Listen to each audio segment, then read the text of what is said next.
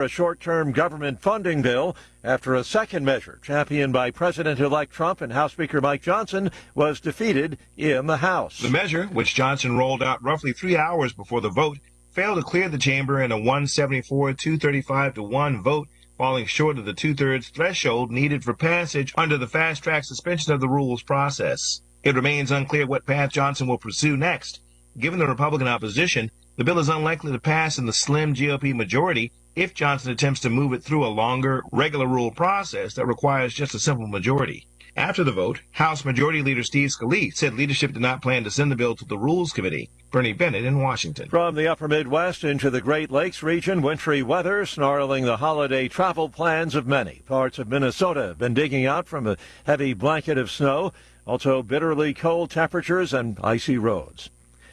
Gaza ceasefire talks continue. Israel and Hamas are closing in on an agreement to end more than 14 months of war. But so far, the sides remain unable to seal the deal. The emerging agreement would take place in phases, beginning with an exchange of some of the dozens of hostages held by Hamas in return for Palestinian prisoners held by Israel. Correspondent Joseph Fetterman in Jerusalem. Luigi Mangione could be sentenced to death if convicted of murdering United Healthcare CEO Brian Thompson. The death penalty comes with newly filed federal charges. Mangione, now jailed in New York, also faces state charges. An inflation gauge closely watched by the Fed barely budged last month, a sign that price increases cooled after 2 months of sharp gains. On Wall Street, the Dow futures down 147, Nasdaq futures off 182 points. More on these stories at townhall.com. Diabetes, high blood pressure, anxiety meds, everyone's on them. If you're a 50-year-old male, maybe a bit porky, and you may even have type 2 diabetes, $1 million of term insurance may only cost you about $200 a month. Call Term Provider. Speak with Big Lou at 800-444-9336. Big Lou will find a term life policy for you even if you have type 2 diabetes, are overweight, or have high blood pressure. Term Provider has helped thousands of people like you who think they can't afford term life insurance. To buy $1 million of affordable term life for you, all you need to do is call Big Lou at 800-444-9336. Lou will make sure the scales are tipped in your favor. Call 800-444-9336. Big Lou will answer your call and work to fit you into a term life policy that you can afford. Remember, Big Lou's like you. He's on meds too. Call 800-444-9336, 800-444-9336, or biglou.com. South Korea's impeached president denies allegations of fomenting a rebellion. South Korean investigators are pressing ahead with their probe into President Yoon Suk-yeol over his December 3 martial law declaration. A lawyer and spokesman for Yoon's emerging legal team echoes the South Korean president's assertion on Thursday that his short-lived martial law decree did not amount to a rebellion. Seok Dong-hayon says Yoon did not intend to paralyze the parliament and denied claims the president ordered the military to arrest his political opponents. I'm Charles de Ledesma. Creamy, delectable, and pricey. Butter has shot up in price across the European Union in recent months, forcing pastry chefs and residents to consider substituting margarine. After a stretch of post-pandemic inflation, this is another blow for consumers with holiday treats to bake. Townhall.com. Well, you could have a tough time getting that morning cup of coffee at Starbucks in the next few days. Workers at Starbucks say they're going on a 5-day strike starting today to protest a lack of progress in contract negotiations with the company. The strikes are to start in Los Angeles, Chicago, and Seattle, and could spread to hundreds of stores across the country by Christmas Eve. The Workers United Union says Starbucks has failed to honor a commitment made in February to reach a labor agreement this year. Starbucks says the union prematurely ended a bargaining session this week and that the company is ready to continue talks. The company recently proposed to workers an economic package with no new wage increases for unionized baristas now, but a 1.5% increase in future years. I'm Donna Warder. Workers at 7 Amazon package delivery centers have gone on strike. The Teamsters calls it the biggest job action yet against Amazon, which says it doesn't expect the walkout to impact operations. Townhall.com.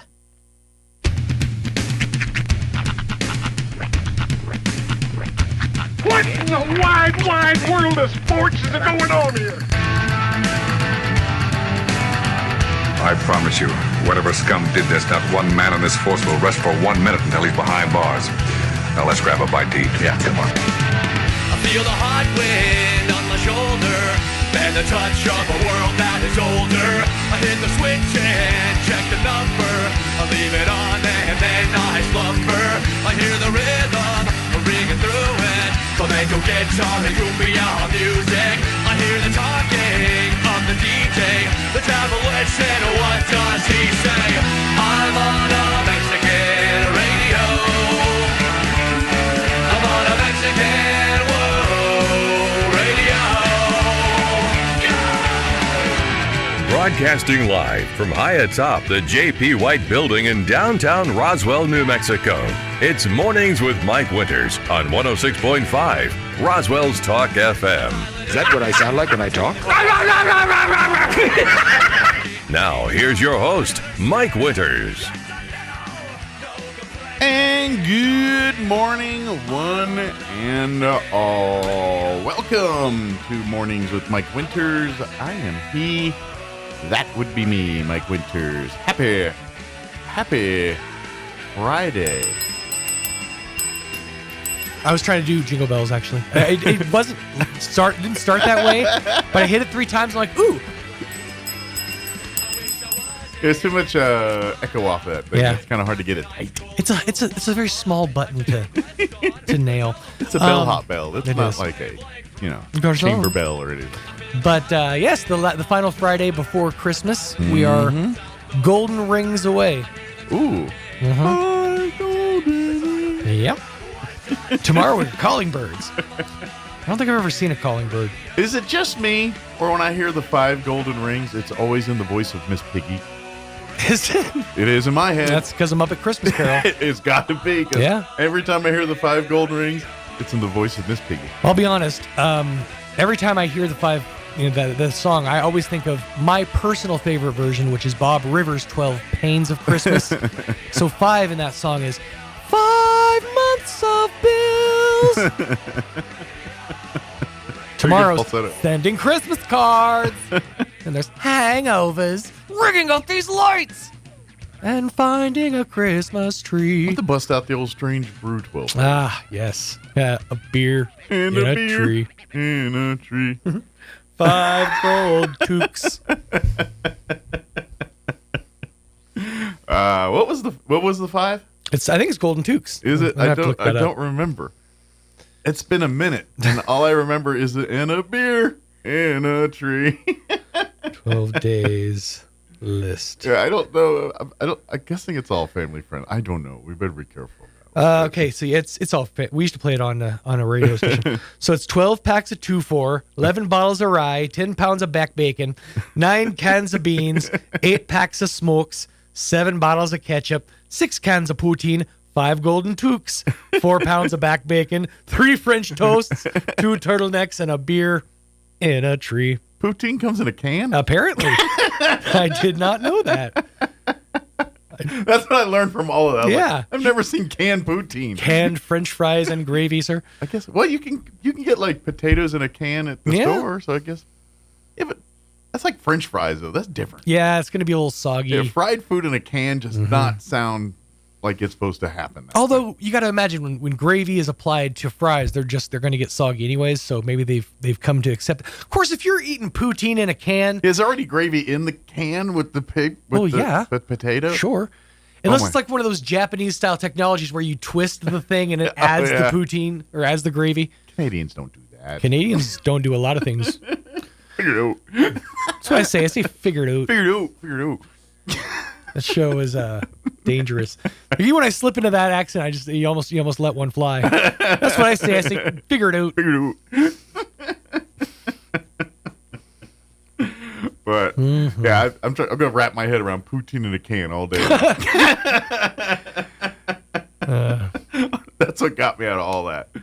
And I bet in the day I didn't even know what poutine was. Like when I was a kid, like I don't know. Now it's bougie. Well, notice though, back bacon makes an appearance twice. Yeah, well, ain't nothing wrong with that. Ain't nothing wrong with a few pounds of back bacon.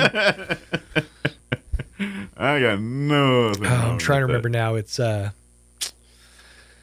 12 shoot. I used to know the Redneck 12 Days of Christmas by heart.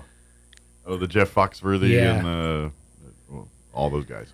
Yeah. I know it's 10 of Copenhagen, 9 wrestling, shoot. No, I lost it.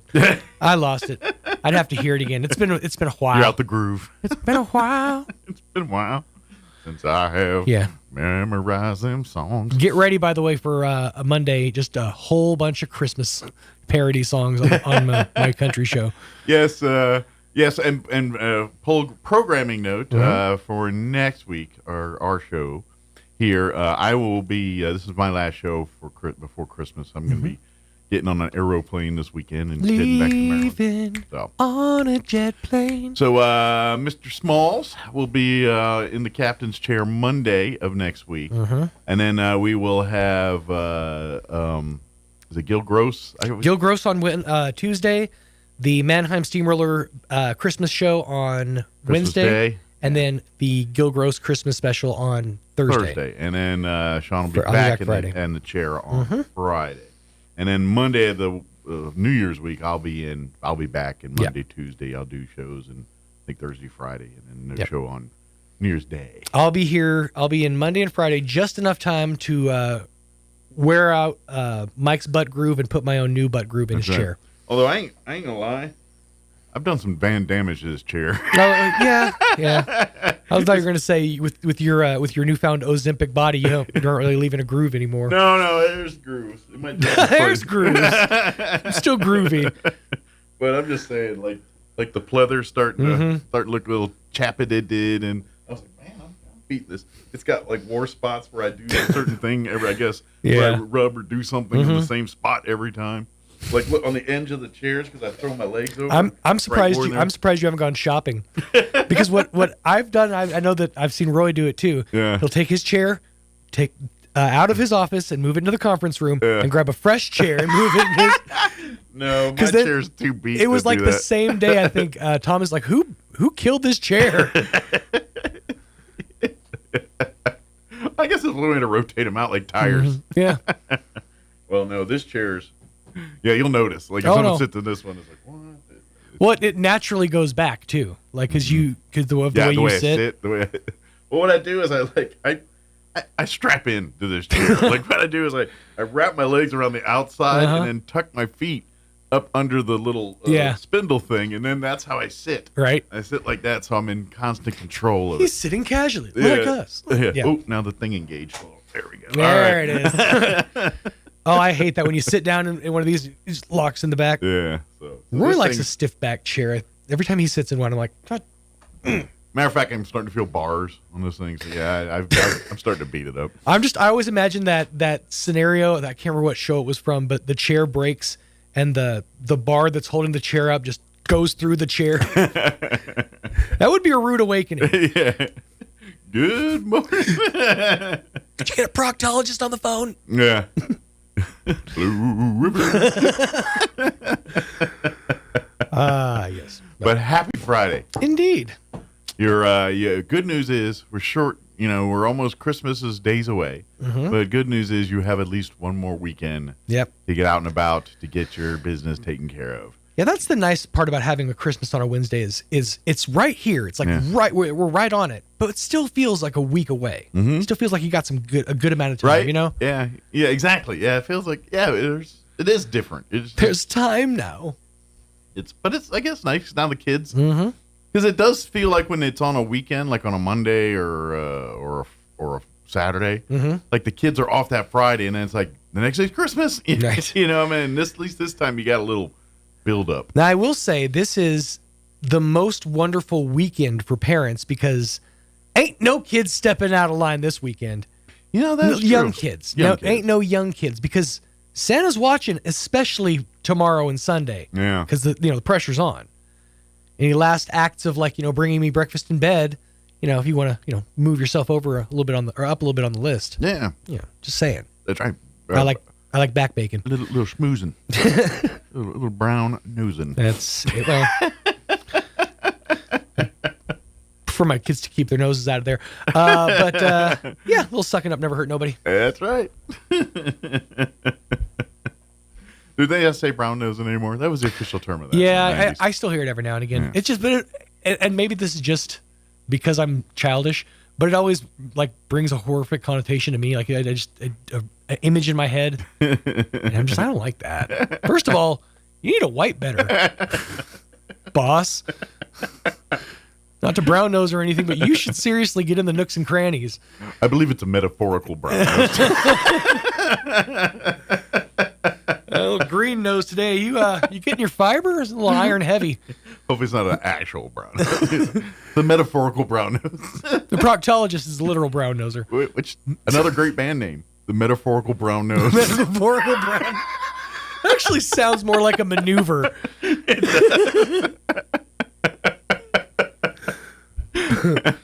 Although it's a little on the nose. It is. I feel like they're very political. Yeah.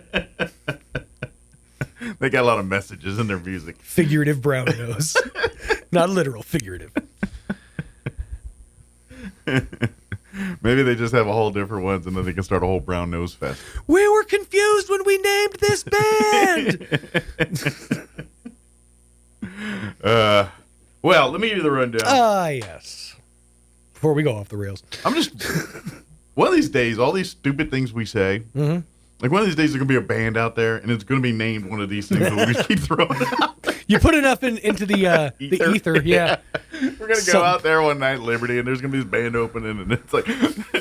No, you know what it's going to be? It's going to be something we weren't even talking about band names. We're like, hello, we are back bacon. We're canned poutine.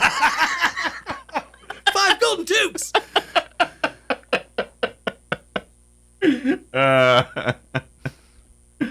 Although I would see a band called Canned Poutine.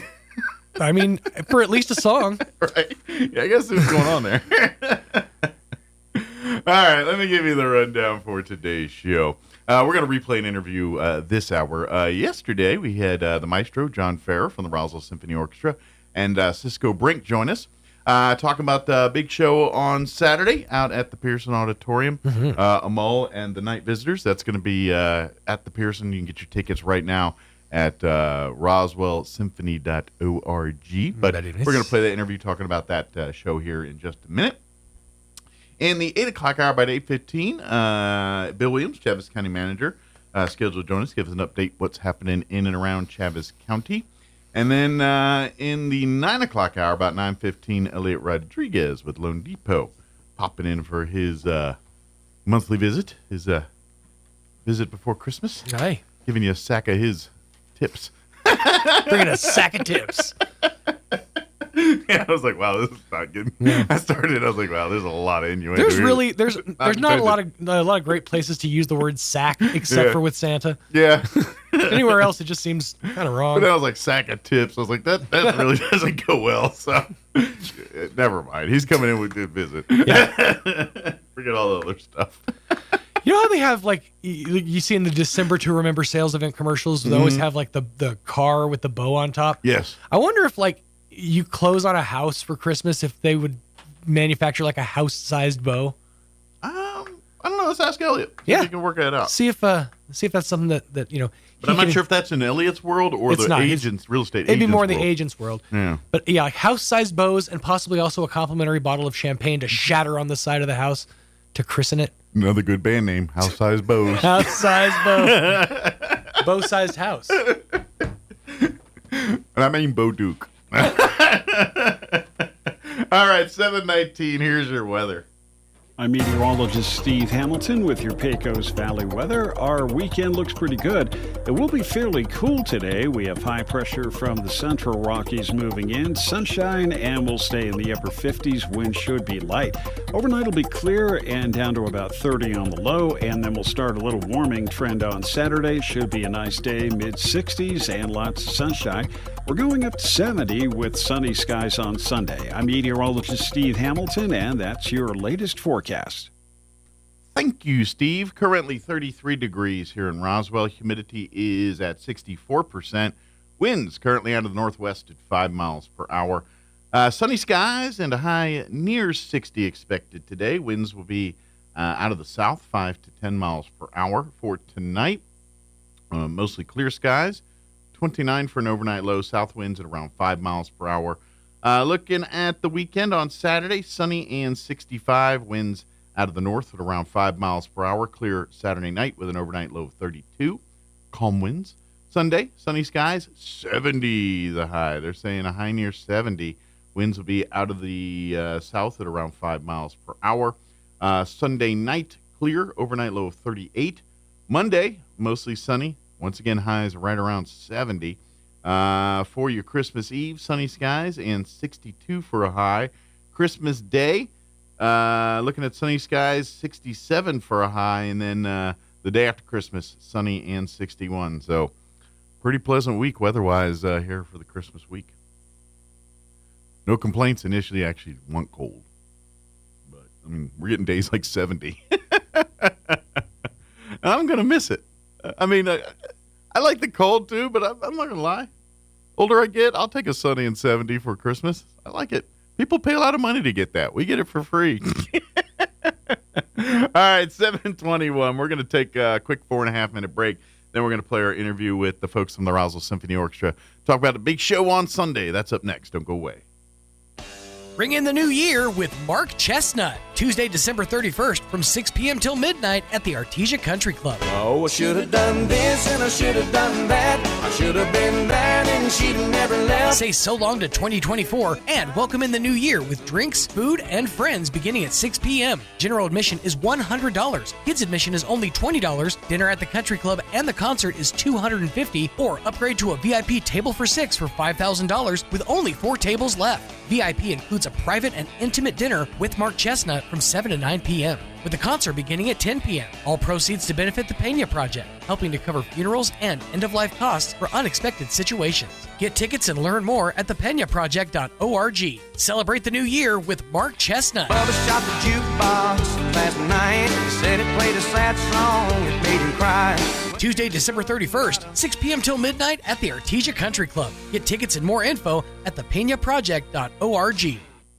Hey, Roswell and surrounding areas. Roswell Ford Sales is back home at our dealership at 821 North Main Street. We're closing in on our 2024 sales goals, and we'll do whatever it takes to make a deal during the year-end sales event at Roswell Ford, where you'll get huge savings, more for your trade, and rates as low as 0% APR. Shipments of new and quality pre-owned vehicles are arriving daily, so you can upgrade for less. If you're upside down in your loan or stuck in your lease, Roswell Ford wants to get you low leased, even if you owe thousands more than your trade is worth. Worried your credit is on the naughty list? Roswell Ford has partnered with the most aggressive lenders that will push to approve you today, even with bad or no credit. Plus, we have a great selection of low mileage, one-owner pre-owned vehicles, all in prime condition, starting at just $10,000. Lower prices, exceptional trade-in values, and a better buying experience. Get on board at Roswell Ford with new management and a whole new attitude. 821 North Main Street in beautiful Roswell, or online at roswellford.com. 0 APR for 48 months is $20.83 per thousand finance plus tax, title, and license with approved credit.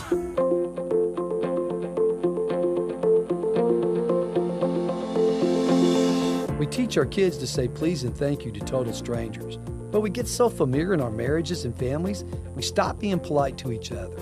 Hi, this is Pastor Troy and my wife, Miss Julie Smotherman, for The Joy of Marriage. In the love chapter of 1 Corinthians 13, it says that love is patient and kind. Love is not jealous or boastful or proud or rude. We emphasize being polite to each other in our family, which promotes an attitude of respect and brings peace in our home. Remember your manners with the person you love the most. Appreciate the things they do for you and let them know. Being polite to each other can help you avoid conflict. Let's be polite to strangers, but let's not give our best to the people we don't live with. Let's give our best to each other. If you have any questions or would like further information about the Joy of Marriage Ministry, please go to jomconference.com. 'Tis the season for Santa Bucks at Roswell Livestock and Farm Supply. Stop by and draw from Santa's bag for cash off your purchase in the clothing department. Celebrate Customer Appreciation Month for the entire month of December with 20% off everything in the clothing department. You'll save big on brands like Wrangler, Ariat, Kimes, Cinch, Bernay, Tasha, Polizzi, and Dear John Denim. Hats from Resistol, Stetson, American Hooey, and Twister. Also buy $50 in gift cards and take a $10 gift card for yourself. Don't miss out on these amazing deals at Roswell Livestock and Farm Supply, 1105 East 2nd. Wishing you a Merry Christmas and happy holidays from our family to yours. Make it a December to remember with Roswell Honda, with a sleigh full of savings across the lot, including deep discounts and low APR on Ridgeline, Accord, Civic, Pilot, Passport, and Odyssey. Plus, no payments for 90 days for qualified buyers. Then join Roswell Honda December 21st from 10 to 1 for the pre-Christmas blowout with free food, stuff for the kids, and your chance to win one of 4 awesome prizes, including an Xbox Series X, a PS5, or a 50 or 75-inch Vizio Smart TV. December to remember, on now at Roswell Honda, 2177 West 2nd. If they ask for your Medicare, Social Security, or bank information, hang up the phone. If they want money, hang up the phone. If they want an answer now, hang up the phone. A trusted institution will never call and ask for personal information or payment. Protect your information. Hang up the phone and report attempted fraud. Learn more or report at aging.nm.gov/fraud. Sponsored by this station and the NMBA. It's possible to turn peanut butter into diamonds. Peter Pan tried it with his buddy Skippy, but they couldn't do it in a jiff. Here's Mike Winters. Joining us in studio this morning. And good morning. It is 22 minutes after 9 o'clock, and joining us in studio this morning from the Roswell Symphony Orchestra, back. Actually, I think they flipped seats, but they're back together. Right. I think last time they were on, they were in the other That's seats. true. But of course, John Farrer and Cisco Brink back with us with the Roswell Symphony Orchestra. Good morning, gentlemen. How are y'all doing Good today? morning, Mike. Good to see you. Well, this is really cool. I love, everything you guys do. I mean, any show, everything that comes out from the Roswell Symphony Orchestra is a 10. If you see the Roswell Symphony Orchestra doing a thing, just go. Doesn't matter what it's called, what it is. Absolutely. Doesn't matter. Just You're go. right. But Absolutely. this one's a little extra special because you've kind of partnered with Way Off Broadway, and we kind of got a big fun at Sunday afternoon. Well, when I first heard the concept for this, I thought it was going to be like an oratorio, just a concert opera, no costumes, no acting. Well, call it mission creep, call it whatever you want. We've now blocked this out. There's acting going on in this. There's dancing going. My daughter is in fact going to be one of the dancers for it, and so it's turning out to be a spectacular thing for this Christmas season. Yeah, and Cisco is one of the singers. Oh boy! So you're one of our singers here. Right. Very good. Bit part. So you guys, you'll be putting on. I guss this would be your Way Off Broadway hat a little bit here because I've actually never been in one of those shows. Okay, well now you're in one. But for folks that have not heard, we've been talking about it for a month and stuff and been advertising, but in case you haven't heard. But this Sunday at 2:30 p.m. at the Pearson Auditorium, the Roswell Symphony Orchestra and Way Off Broadway will present a great classic, Amal and the Night Visitors. And this is the story. It's kind of a fun, the story of Jesus and coming to the birth of Jesus and the boy going to his party, the wise men. And so it's a Christmas story that is a fun way that the whole family will love. Absolutely, it really is. And the opera was written in 1950. Okay. It's in English. So it's a new one. Yes. In an opera world, that's like a baby. It is. Well, written for television. Yeah. It was written for television, and it's about an hour in length. It's not, a lot of operas are many hours long. You'll be home by 4 o'clock, right? If you pay your cards right. And it was written for NBC. Okay. And NBC actually had an opera department in those days, but we have to remember that Arturo Toscanini was still alive and conducting the NBC Symphony. And plus, there was a lot more live performance on TV at that time, where you had to have a band or an orchestra on hand to do something. Well, and remember, NBC did an extraordinary thing. Robert Sarnoff, who was the chairman, in 1937 decided he would put together the world's greatest symphony orchestra for the world's greatest conductor. And he did that. The NBC Symphony for Arturo Toscanini. Toscanini was still doing Saturday night broadcast. Every Saturday night, you could hear the NBC Symphony and Toscanini. So there was created that tradition that even still today. Right. And so they commissioned Giancarlo Menotti, an Italian-American, to write an opera. And he did. It's very accessible. It was broadcast Christmas Eve night, Eve, 1950, and then for every Christmas Eve for 15 years after that on television. It's a beautiful story. I'll let Cisco tell you the whole story, but it's just amazing to me that they commissioned this, that the company commissioned that and kept it going for so many years and did it at the highest possible level. So it's a great piece. And what I'm going to also take a stab at too is a product or a piece that exposes opera to people that may not normally have gone and ventured down that path. Exactly right. Yeah, it's very, very easy in the story. Again, Cisco, you can tell the story, but I mean, it's a beautiful story. Mm-hmm. But and it, I guess a scripture alert. This is an apocryphal story. It's not based in scripture, but something like this probably happened. It's like a parallel. Well, and it's very feasible that this could have happened because in the ancient world there wasn't Motel 6, there wasn't a place to stay at, and so the three wise men had to seek lodging. In the ancient world, you had to enjoy the lodging of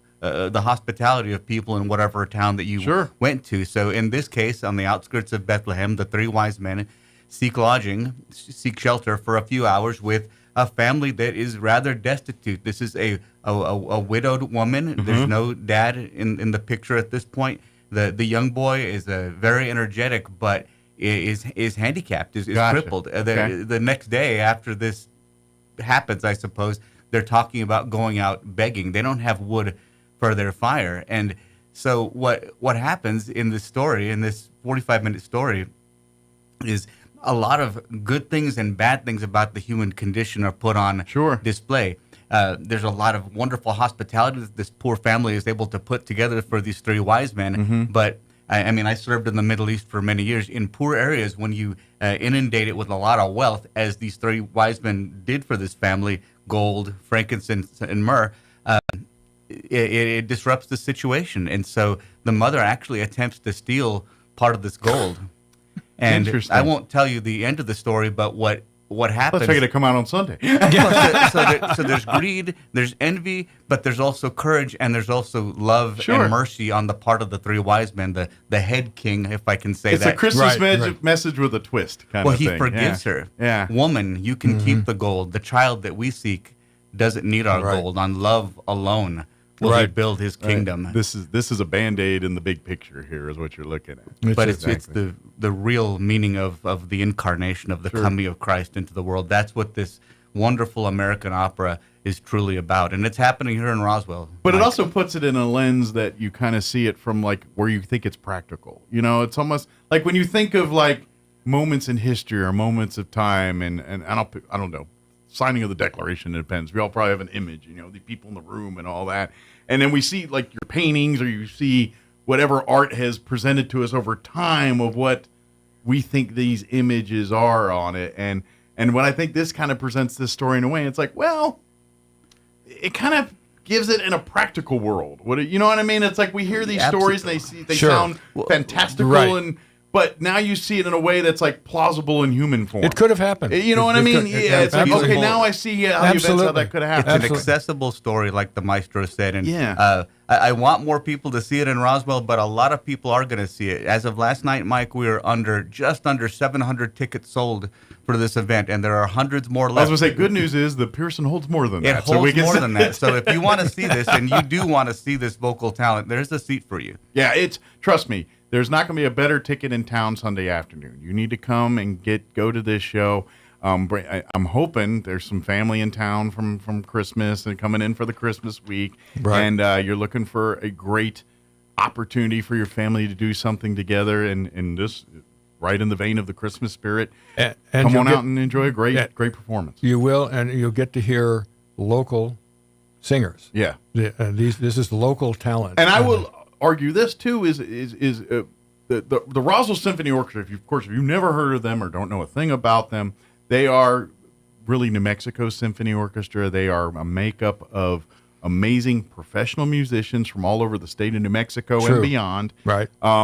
They're all professional musicians doing their day jobs as professional musicians in their various worlds and lives and things like that. Exactly. But a few times a year, they come together as the Roswell Symphony Orchestra and put on amazing performances and things for folks every year. Exactly right. And you're about to see one of those treats on Sunday.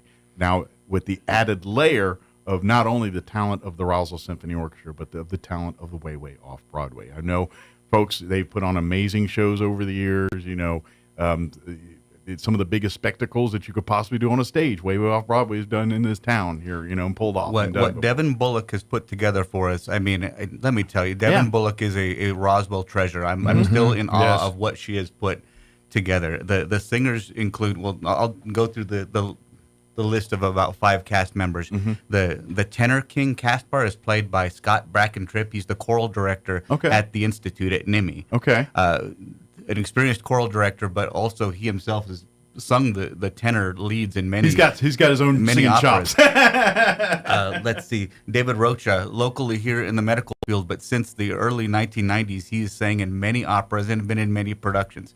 A wonderful baritone, King Melchior. I'm about to say it takes a certain talent to sing opera too. You could be a good singer and still can't sing opera. You know what I mean? But these people can do it, and they're from not just New Mexico, but southeast New Mexico. You might see them at the hospital or at the store or whatever. Yeah, exactly. The bass, Zachary McAllister, he's based out of Portales. He's a music student. Every time I hear this wonderful bass voice, I'm like, wow. I can't believe he's from around here. The mother, played by Jasmine Sod, I believe, Maestro, she went to the San Francisco Conservatory. Oh, wow. But drives up here from Carlsbad for rehearsal and for performances, and wonderful soprano, a dramatic soprano voice. She's wonderful. Well, and you kind of reminded me of something when you said that. She comes from Carlsbad. Same with RSO. They come... These folks travel for miles and miles to do this, and they do it because they love and have a passion for what they do. The people in way off Broadway love to sing. They love to perform. This is their passion. Every single musician that calls the RSO home, I'm pretty sure whatever instrument they play, that is their life, their love, their passion. You're right about that. They've probably forgotten more about that thing than you've learned about something else in their lives. You know what I mean? You're absolutely right. What you're going to see on Sunday is a culmination of everyone's love and passion for this. And so what you're going to see is an A-plus performance. You're going to see the RSO. And for them, I imagine every time you guys get together, it's like a little family reunion is probably what it kind of is. Yes, it is, because we've had some people who've been in the orchestra for decades, and then we have some younger ones come in from time to time, and that's very important. So it's a very nice mix of very experienced people with some younger ones who are coming along just beautifully. Sure. So it's a very special orchestra. They'll be the next generation. Yes, exactly right. They'll be the ones that are running the show in 20 years from now or whenever that exactly may right. be. Yeah, exactly right. And it'll be a new batch of fresh faces that they'll be. And speaking of the next generation, the protagonist in the story, the lead in the story is a 12-year-old. Amal is, I think, supposed to be 11 years old in the story, but played by Avery Westfall, also from Carlsbad, 12 years old, when practicing for months, and cool. The makings of a very good singer. I mean, it's not for the faint-hearted to be a 12-year-old being the lead in an opera. All you're saying is you might see this name somewhere down the road, somewhere along the line, in some way, shape, or form. Yeah, there was a feature on her in the Roswell Daily Record, the Vision section on Sunday. Okay. Yeah, I love that. Yeah, and then who knows? You could be here. I remember her. She was singing on Sunday. Now she's on my TV, or she's the biggest artist, or who knows? Where that happens. She's amazing. She's absolutely amazing. She's Taylor Swift. I like it. It's amazing. And we had a piano rehearsal back in October, and she just stood there and just looked right at me and sang every note, and it was right on the money, and it was just amazing. 12 years of age. I'm a little jealous of people like that have that gift, that they can do things that are very difficult for so many people that they can do. I mean, that's what gifts are. Everybody has, but when it's singing or creating music, I'm a little jealous. I'm like, because I have none of that ability. I wish I did, but I just don't. It doesn't, like musical notes, it just doesn't jive in my head. I want it to. That radio voice, that baritone does not translate to the stage. No. I could probably sing for a minute without offending someone, but only for a minute. Then it gets wonky. I can imitate it for about this long, and then the wheels come off after some point. But it's kind of like skiing, like when you go skiing, and then there's always that 9-year-old without the poles that just whips around you like they've been skiing for years, and you're trying to just go. It's the same way in these singing worlds. You're like, man, I could not hit that note in 100 years if I tried. And they just did it like they do this all the time, and it's amazing to see. but I do get a little jealous. I'm not going. But so that's what you're going to see on Sunday here. With Exactly this, right. It sounds like. This is our Christmas show this year, and it's a good one. I'm so honored to be a part of it, and I mean it's your choice to go, but I'm telling you, you don't want to miss this. This is something in Roswell this weekend. In the town where it's hard to find things to do, supposedly, this is a wonderful thing to do on the Sunday before Christmas. A fitting way to begin your Christmas holiday. And I know we're the land of manana. We're just like that. People have been knowing about this show for months. Like, I'll get my tickets. Guess what? You're officially in the 2-minute warning notice. It is officially time to get your tickets. And the red You're zone, in the right. procrastination zone. Now is the time to do this. You still got time to go to the RSO website, the Roswell Symphony Orchestra. Yeah, RoswellSymphony.org. I read the orchestra by accident. Sorry about that. Yeah. So RoswellSymphony.org, or call our office at 575-623-5882. Very good. And we'll get you tickets. Will they be available at the door? They will be available at the door. They're not sold out. Like I said, we still have a few seats left, and we anticipate. But all I know is when we get to the land of manana, and now people are hearing, it's like, oh, yeah, that's on Sunday. I better get on the stick. And then today and tomorrow, there's going to be an inundation of ticket sales, I predict. And I would hate for you to miss out because you said, I'll just get them at the door. No, it's a lot easier online. You don't want to stand in line when you get there. Trust me. I've seen that line. You don't want to be in that line. I like it. You want to be the one that got in advance and you could stroll on in. And plus, if you're trying to impress your family and friends, it's way more impressive when you don't have to get in line. You just roll right on in. You look like a baller and a big shot, and then your family will be impressed by that. But trust me, if this is like a double fold. You're getting a double treat. You're getting the awesomeness that is the Roswell Symphony Orchestra that, we're only blessed with a few times a year, but you're going to get that. And then on top of that, you're partnered up with Way Off Broadway, who they put on an amazing show every single time they do their thing too. So you're getting the best of what this area has to offer all on one stage, all in one afternoon on Sunday. So come see this. Come see some amazing local and regional talent. It is Mike, well said. Thank you for saying that. Yeah. Beautifully said. Yeah. Beautifully said, Mike. Thank you. It is really just a cool thing. And I'm thinking, especially if you got the family town and you're trying to do your Christmas traditions and Christmas, getting that. What way to kick off Christmas week than start it Sunday at the Pearson Auditorium and seeing a great show. It's at 2:30. Like you said, it's an hour program. You'll be done before dinner. So by 4:30, you can have an early dinner if you want, right afterwards, right. Or make a lunch before and go do make a day out of it and do something with your family. But, absolutely. But come be a part of it. And I'm pretty sure by the time you go out of there, you're like, wow, that was way bigger than I thought it was. Like whatever you think it is, it's going to be bigger now. I'm telling you right now, whatever you cooked up in your head, it's going to be bigger now. Absolutely right. And if you missed this, there's 2 more shows 2 more concerts in this concert season. Excellent. And right. But you want the Christmas one. I'm pointing to the Christmas one, Mike. I don't have the dates at my fingertips. But if you go to Roswell Orchestra, RoswellSymphony.org, I keep wanting to put orchestra on the website for some reason. RoswellSymphony.org.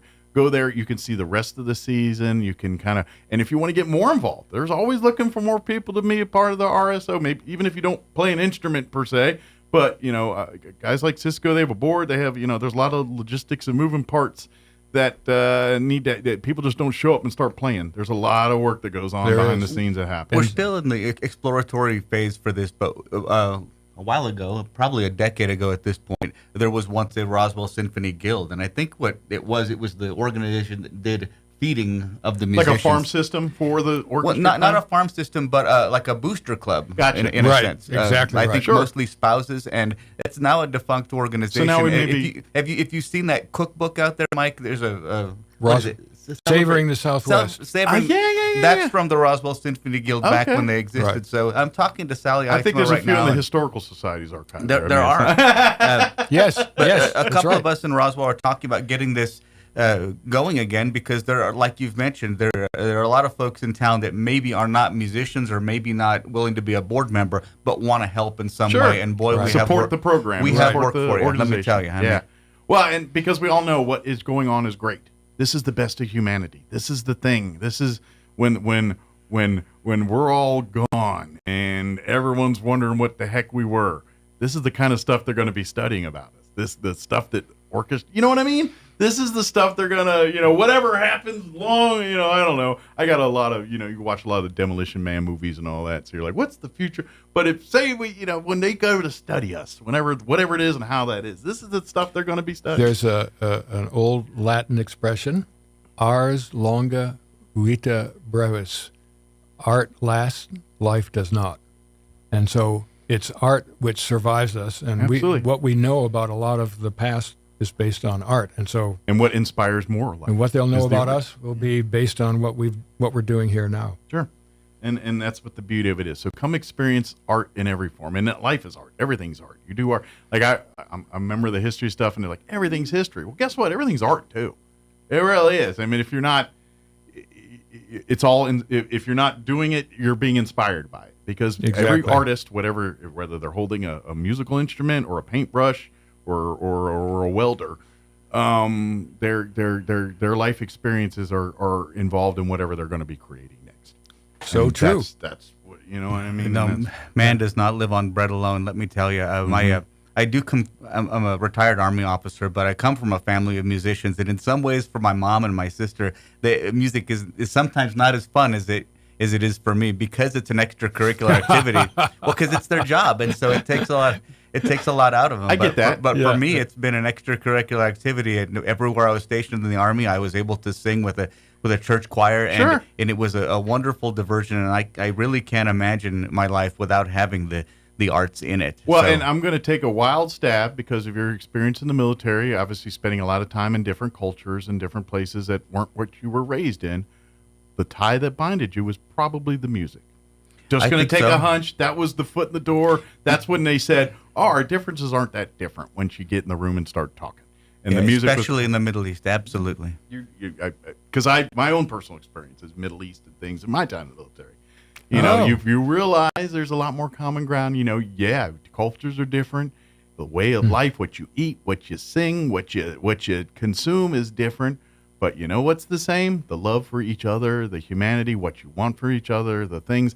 And then you start finding that common ground, and then you're like, oh, wait a minute. And then you start talking music, and it's like, okay, well, that's the same concept. We just did it this way. You know what I mean? Then you realize the things that aren't that different because it's all based on the same thing. Yeah, I'm still a newbie to Roswell. My family and I moved here in 2020, and I continue to be impressed with how rich the arts culture is here, way off Broadway. The Roswell Symphony, the Artist in Residence program. I still can't believe we have that. I mean, what a wonderful thing. So, if you are looking to do please look up go to the RoswellSymphony.org website. Go read some of this stuff. Get involved. Find if you're looking to pursue the music stuff, and you're looking for resources and looking for avenues on who to talk to and where to go.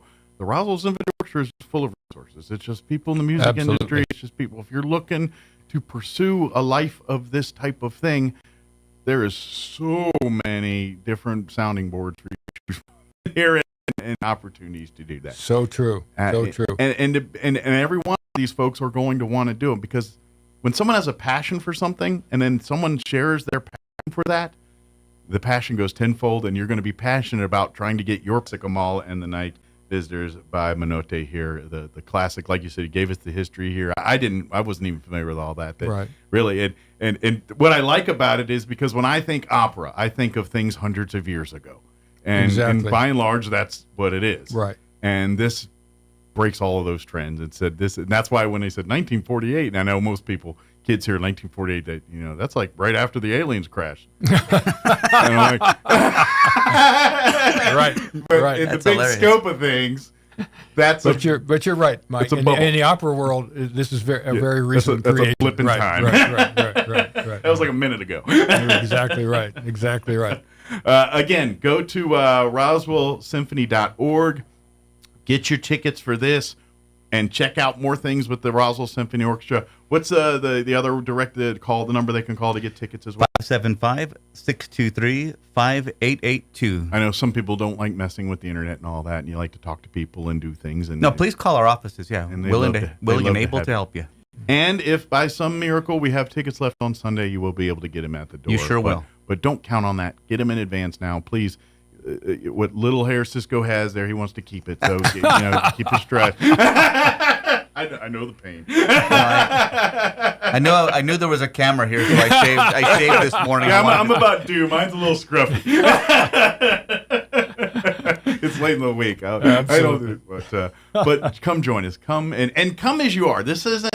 I know some people feel the need to get like dressed up in your Sunday clothes and best. If you want to dress up and get formal, by all means. Absolutely. But come bring the family. Come in your T-shirt and jeans. It don't matter. We just want you to come. Oh, yeah. I'm sorry. I forgot to add. Students attend free. Oh, you know what? That's a big caveat. So you can save a little money, too. And you're like, well, the kids get in free. Yeah, it's a depending on your seat, it's a $40 to a $45 value, that ticket. So, yeah, please, students, enjoy. And I'm going to tell you this right now. There is not a single bad seat in the house in the Pearson Auditorium. I don't think so. Even the mezzanine, the balcony is fantastic. Some people prefer to be up there. Like, I've heard people that say that, no, I want to be up there as opposed to up front. But if you want to be right, basically in the orchestra pit, you can almost do that. Or you can, be up in the mezzanine. Well, there. Some people like to sit up there so they can see the big picture. More and I'm going to take a stab because there's a lot of visual performance on this one. Maybe up front's not your best spot on this one. So. Right. But you do you. Whatever you prefer, it's there. Every seat's a great seat. And we're doing this concert at 2:30 on Sunday, so it will be family friendly, so that people can bring their families. Absolutely. And again, if you want to dress up, fine, but it's certainly not necessary. Yeah, and you'll be done before dark. So if that's how some people don't want to get out in dark and all that, you'll be coming in during the day and be done in the day, and you still got the rest of your day to do it with what you please. Absolutely. So it should be a lot of fun, and trust me, it'll be the best hour and a half after all said and done. Our performance and getting seats and all the other, but it'll be probably the best hour and a half of your week.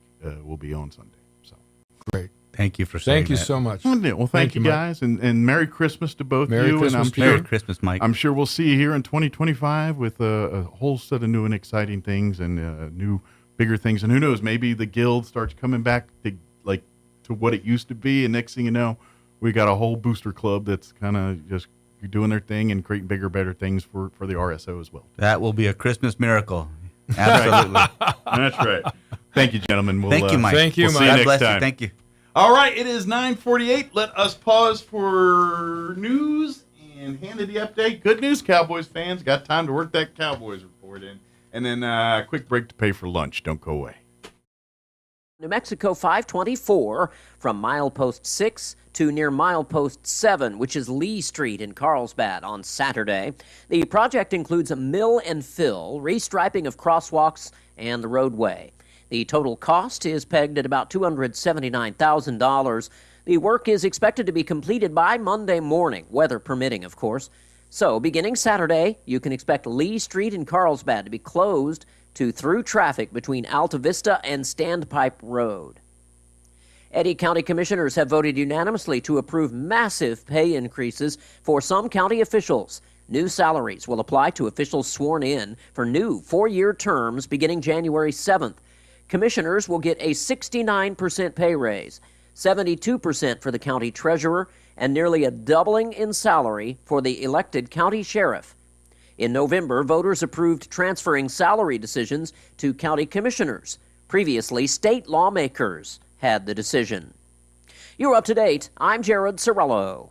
It's time for the Chaves County Sports Report. Got a girls basketball score from last night for you. Dexter defeated Reserve by a score of 41-29. That's at the Capitan tournament. And today they will move into the semifinals against Melrose. That starts at 2:15 this afternoon. Boys hoops tonight. You have Dexter playing at 1-5. This is a tough task at Goddard. That starts at 6:30. Dexter playing a Goddard team that's 2-3, but stepping up in class to take on the Rockets. Now, meanwhile, we've also got boys-girls doubleheaders this afternoon and this evening as well. How about Hagerman against Grady? Hagerman will be the host team. The girls start at 5:30. Guys start at 7 o'clock. And then tonight, Gateway Christian will be playing host to Tatum. Girls start at 6. The guys follow right around 7:30. The Sports Report brought to you by DSI. Call DSI for all your office technology needs. I'm Eric Butler at Roswell Talk FM 106.5. With the Wall Street Business Report, I'm Bill Alexander. Amazon workers at 7 U.S. facilities walked off the job early Thursday during the holiday shopping rush as workers protest what they say is Amazon's unfair treatment of its employees. Warehouse workers in cities including New York, Atlanta, and San Francisco were taking part in what Teamsters officials call the largest ever strike against Amazon. U.S. new vehicle sales are expected to rise 7.3% in December, aided by deeper discounts from automakers and dealers, industry consultants J.D. Power and Global Data said in a joint report on Thursday. Retailers, including Target and Walmart, are stocking shelves with more toys and gifts, such as Barbies, that cost less than $10 this holiday season, a strategy aimed at attracting cash-strapped shoppers. For retailers and toy makers, selling a bounty of cheaper gifts aimed at consumers earning $50,000 or less helps to boost volumes and sales in the key holiday period that is 5 days shorter than last year. For the Wall Street Business Report, I'm Bill Alexander in Washington. The Grinch stole Christmas and brought it to Roswell Nissan. Now through December 21st, head for Roswell Nissan and sign up to win free gas for a year. Get 1 entry just for stopping by, 3 entries with a qualified test driver service, and 5 entries with a vehicle purchase. Drawing December 21st at 1:30 p.m. Must be present to win. Get 0 down, no payments for 90 days, and rates as low as 0%. And get a 2018 Murano for just $292 a month, or a 2019 Sentra just $214 a month. Get Grinchy at Roswell Nissan, 2111 West 2nd. Your window of opportunity is almost here. Open enrollment period is your chance to sign up for affordable health insurance through Be Well, New Mexico's health insurance marketplace. Get free help finding a quality, low-cost plan that covers medical appointments, urgent care, prescriptions, and more. You could even qualify for free coverage. Visit BeWellNM.com between November 1st and January 15th to find a plan that fits your life and your budget, and open a whole new world of possibilities. Have you experienced the Valley Cafe yet? It's much more than lunch or dinner. It's an experience. Chef Anthony Noble is a nominated Chef of the Year and manager with a 4.9 out of 5 kitchen cleanliness rating and a 4.8 out of 5 most loved rating. It's time for you to experience the difference that so many others already have at the Valley Cafe. Visit for lunch or dinner at 801 West Brasher, the Orange Building across from Church on the Move in Roswell. And save the Valley Cafe in your contacts. 575-755-EATS. 575-755-3287. Don't forget, we can cater your event too, and a portion of our proceeds go to the Dream Center in Roswell. Get a great deal on select Kubota construction equipment featuring durable Kubota engines, more comfort, more productivity, more get it done right. Right now, write it off the lot and write it off your taxes for 0 down, 0% APR for up to 60 months. Now through December 31st, subject to credit approval. Consult your tax advisor. Go to KubotaUSA.com for full details. Visit your local Kubota dealer, Amigo Machinery at 2801 Southeast Main Street in Roswell. The weather is changing, and what is cooler than being at the Cow? Well, we can't think of anything. The Calico Cow Fabric and Gift Shop in Roswell is your authorized Brothers Sewing Machine dealer for Southeast New Mexico, and they're all on sale right now at the Calico Cow. New fabric styles for fall are here, and holiday and Christmas fabrics continue to arrive daily. If you're still stitched to your own machine and you just want a tune-up, call for in-house maintenance, 575-639-2586. The Calico Cow Fabric and Gift Shop, 200 East College in Roswell. Want to know how? Come see the Cow. So your pecans aren't as big and bountiful as they used to be? Well, what would Jim Gill do? Hi, this is Ben from Roswell Seed Company. Few people knew as much about pecans as Jim Gill. And if he were here today, he'd tell you it was time to fertilize. He'd tell you just what you need and show you how to use it. Then he'd make some joke about your neighbors making fun of your nuts. So when there's trouble with your pecans, head for Roswell Seed Company and ask them, what would Jim Gill do? Picture this. You're behind the wheel of a John Deere compact tractor. You're effortlessly breaking ground, moving piles of rocks just by moving a lever, and enjoying the sun as you clear brush across your pasture. We could keep trying to put you in the moment, but to really understand what this feels like, you just have to get in the seat. Stop by Pecos Valley Equipment in Artesia and Roswell, or visit us online at pecosvalleyequipment.com. This holiday season, Artesia General Hospital is here to help you stay healthy and enjoy the moments that matter most. Whether it's a routine visit or something unexpected, Our caring team is here for you every step of the way because nothing should keep you from celebrating with the ones you love. Visit artesiageneral.com to see how we can support your health and happiness. From all of us at Artesia General Hospital, happy holidays. Make it a December to remember with Roswell Honda, with a slate full of savings across the lot, including deep discounts and low APR on Ridgeline, Accord, Civic, Pilot, Passport, and Odyssey. Plus, no payments for 90 days for qualified buyers. Then join Roswell Honda December 21st from 10 to 1 for the pre-Christmas blowout with free food, stuff for the kids, and your chance to win one of 4 awesome prizes, including an Xbox Series X, a PS5, or a 50 or 75-inch Vizio Smart TV. December to remember, on now at Roswell Honda, 2177 West 2nd. Bill Cunningham is now in Roswell on 106.5 FM KEND Roswell. Townhall.com. I'm Rich Thomason. Another House vote on a short-term government spending bill could come soon, perhaps later this morning. Earlier, a second stopgap bill went down to defeat in the House as a midnight deadline for a partial government shutdown looms. On this vote, the yeas are 174, the nays are 235, one voting present.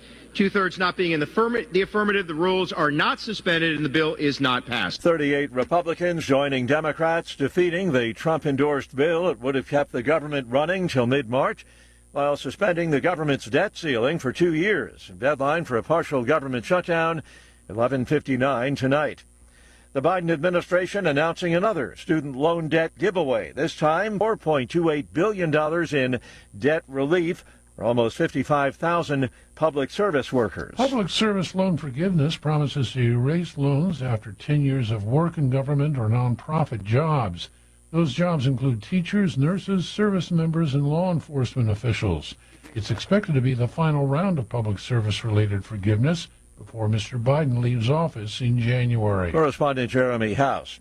Along with state charges, Luigi Mangione now faces 4 federal criminal charges. This in the killing of United Healthcare CEO Brian Thompson. If convicted, Mangione, who's now jailed in New York, faces the possibility of a death sentence. The Federal Reserve's preferred gauge of inflation barely moved last month, a sign that price pressures cooled a bit after 2 months of sharp gains. Prices rose just 0.1% from October to November. Year-over-year inflation, 2.4% last month, and that was up from 2.3% in October. It's 2.4%. That's above the Fed's 2% inflation target. Townhall.com. Our nation's Here's an important message from the Diabetes Solution Center. Do you like pricking your fingers to test your blood sugar levels? No one does, but it's important to maintain your health. And now, by wearing a small remote device called a continuous glucose monitor, or CGM, you don't need to prick your fingers anymore. It's easy to use and helps you make more accurate diabetes treatment decisions. If you are testing your blood sugar 3 or more times daily, injecting insulin, or using an insulin pump, call the Diabetes Solution Center right now. And if you have Medicare or most major insurance coverage, you may be able to get a new CGM at little to no out-of-pocket cost. Shipping is free, and we'll even bill your insurance company for you. If you are testing your blood sugar 3 or more times daily, injecting insulin, or using an insulin pump, call the Diabetes Solution Center right now to learn how to end the painful finger sticks and get your own continuous glucose monitor, or CGM, at little to no out-of-pocket cost. Austria considering whether Syrian refugees in the country for under 5 years should be allowed to remain following the overthrow of Syrian dictator Bashar al-Assad. The Chancellor's post followed media reports which said that some Syrians here had received letters from the authorities informing them that their status was being reviewed. The head of the UN Refugee Agency in Austria, Christoph Pinter, said such procedures were clearly premature. He said they should only be initiated if the situation in Syria had fundamentally changed and a safe, permanent return was really possible. And that's a BBC's Bethany Bell. Police in Croatia say a student killed a 7-year-old classmate, injured his teacher and 2 other students in a knife attack at his school in the Croatian capital. It happened at mid-morning. The assailant described as a young male who has been detained by police. News and analysis, townhall.com. Some versions of a popular weight loss drug may soon be harder to find. The Food and Drug Administration says knockoff versions of two blockbuster obesity and diabetes pills must come off the market. The FDA says shortages nationwide of Zepbound and Mounjaro have been resolved, and there's no need for any copycats. Zepbound treats obesity. Mounjaro is approved for diabetes. Both drugs are part of the GLP-1 class that has shown unprecedented results for helping people shed weight. Correspondent Ed Donahue. Some Starbucks customers may find it more challenging to get that cup of Joe or peppermint latte. Starbucks workers going on strike today. Walkouts in Los Angeles, Chicago, and Seattle could spread to hundreds of stores across the country by Christmas Eve. Their union accuses management of failing to honor a commitment made in February to reach a labor deal this year. More on these stories, townhall.com.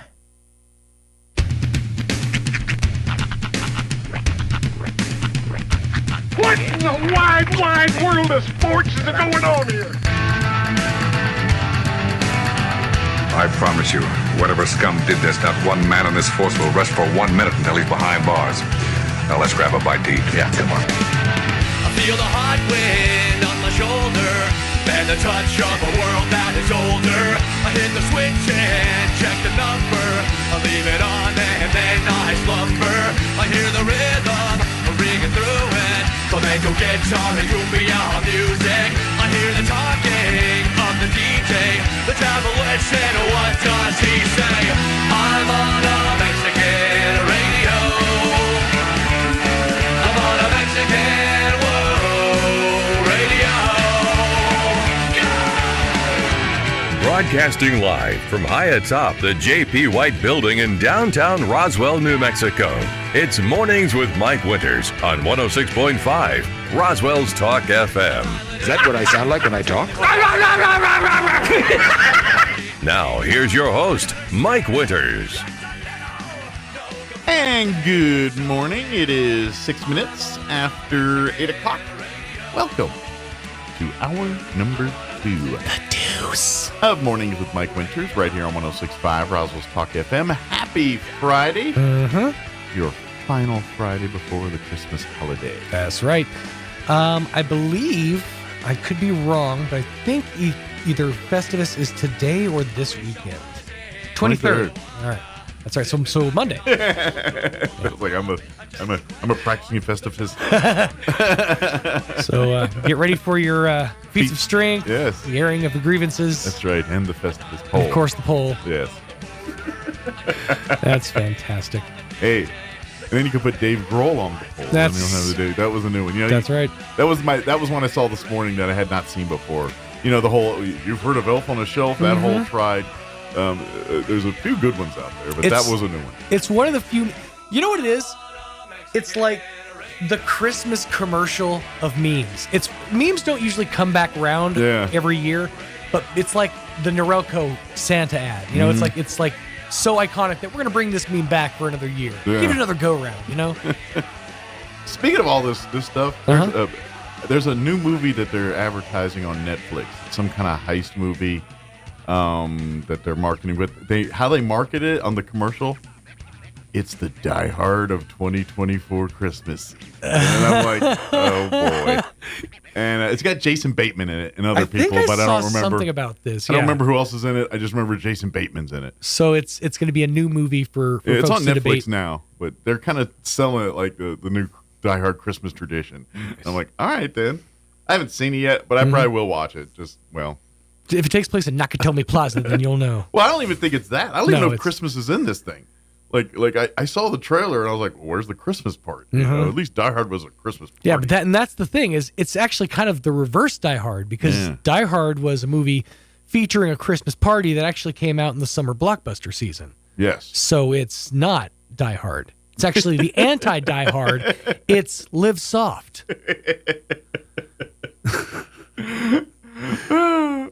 I prefer flaccid. Yeah. Live flaccid. Live flaccid. Hashtag live flaccid. Trying to think how to work it into the strong. Flaccid strong. That is deserving of a plastic bracelet.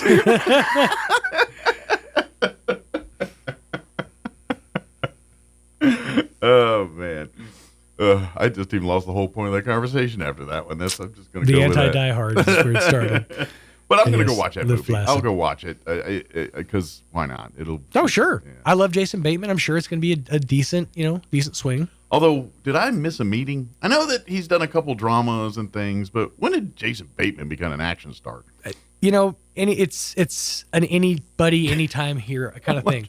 If you can turn Paul Rudd into an action star, then by gosh, you could turn Jason Bateman into one. Yeah, Sandler for that matter. I mean, but then look at like his work in like Oz not Oz, Ozark. Right. I mean, he's kind of dark. He can kind of go all over the place. He's a varied actor. I always picture him as the guy that's attached to the guy. That's usually the guy that's the serious guy in the. He does he's the straight man in the comedy role. He does play straight man / comedic foil very well. Yeah. I would argue it's kind of hard to, and then again that's because I was such a huge Arrested Development fan. Mm-hmm. Having watched that series like 3 times, so I have a hard time not seeing him as as Michael. Right, but if you look at like every other like of these kind of like the one we did with Melissa McCarthy, the identity theft one. Starsky and Hutch. He was in a movie. He always plays that same kind of role. He was in a movie with Zach Braff. I can't remember. I think it was called The X. Mm-hmm. And it was like one of those like straight to video. I mean, it had like a theatrical release, but not much of one. Okay. And it's not great. Didn't he do like a switcheroo movie with Ryan Reynolds too? I think he did, yeah. Like one of those switcheroo movies where he's the straight man, Ryan Reynolds is the comedic guy. He kept himself busy. So I wonder whatever happened to the other guy from Two Guys, a Girl, and a Pizza Place. Because one of the guys was Ryan Reynolds. And the other guy, he got Peter Scolari'd. or Dinkelman. Dude, I watched yesterday, and I don't know how I missed this. It came out 7 years ago. Uh-huh. It's a shot-for-shot remake of the Bosom Buddies intro. Really? Starring Paul Rudd and Adam Scott. Really? Shot for shot. Why did they do this? I don't know, but it's gold. And I'll find it and post it. Paul Rudd does a lot of things. You're like, why did you do that? It's perfect. I mean, the Marlene thing, it still gets me laugh, but why? Why did that happen? It was something for Adult Swim, I think. Okay. Because it was William Street Productions is the company, and they're behind like everything that Adult Swim does. At this point, the joke's just there, and no one even knows how the origin of the joke started. But you know what I mean? A.D. Bryant is the friend. Wilhelmina, I think is her name. Then the black lady, I can't remember, but they have somebody who's starring her, and it's perfect. Yeah. Like to the point where they had to go back and do a couple of things again because like the one where he throws the thing over his shoulder and it goes straight into the trash bin or whatever. Yeah. They had to do that shot, I'm sure, a few times. A few practice shots. Yeah. But it's real good. I'd have to take your word because though I remember watching Bosom Buddies I could not remember the opening sequence of Bosom Buddies. You will. Save my life. You will. By the way, the Scolari guy, the only other thing I've seen him in is in That Thing You Do. Oh, really? Yeah, there's he's like the Ed Sullivan guy. With Wonders, where he introduces him onto the stage, and it's like the Ed Sullivan, and that's Peter Scolari. I guess you're the other right. half of Bosom Buddy. It's been like a decade and a half since I've seen that. Tom Hanks threw him a bone in That Thing You Do. Nice.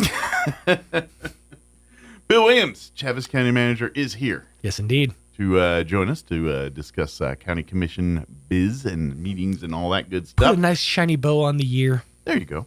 A giant house-size bow. Yes. Write that down. Make sure you ask Alex. That's a pullback from last year. House-size bow. We really need to know. House-size bow. Not sure who we're going to ask about the, canned poutine, but we'll address these issues when we get to them. We need a token Canadian. A Rastafarian Canadian? Yeah. We don't have any here. Any Canadian snowbirds want to tell us about the canned poutine? That'd be helpful. Break it out. So, anyway, Bill Williams, Chaves County Manager's here. He'll give us an update on last county commission meeting, county business, all that good stuff.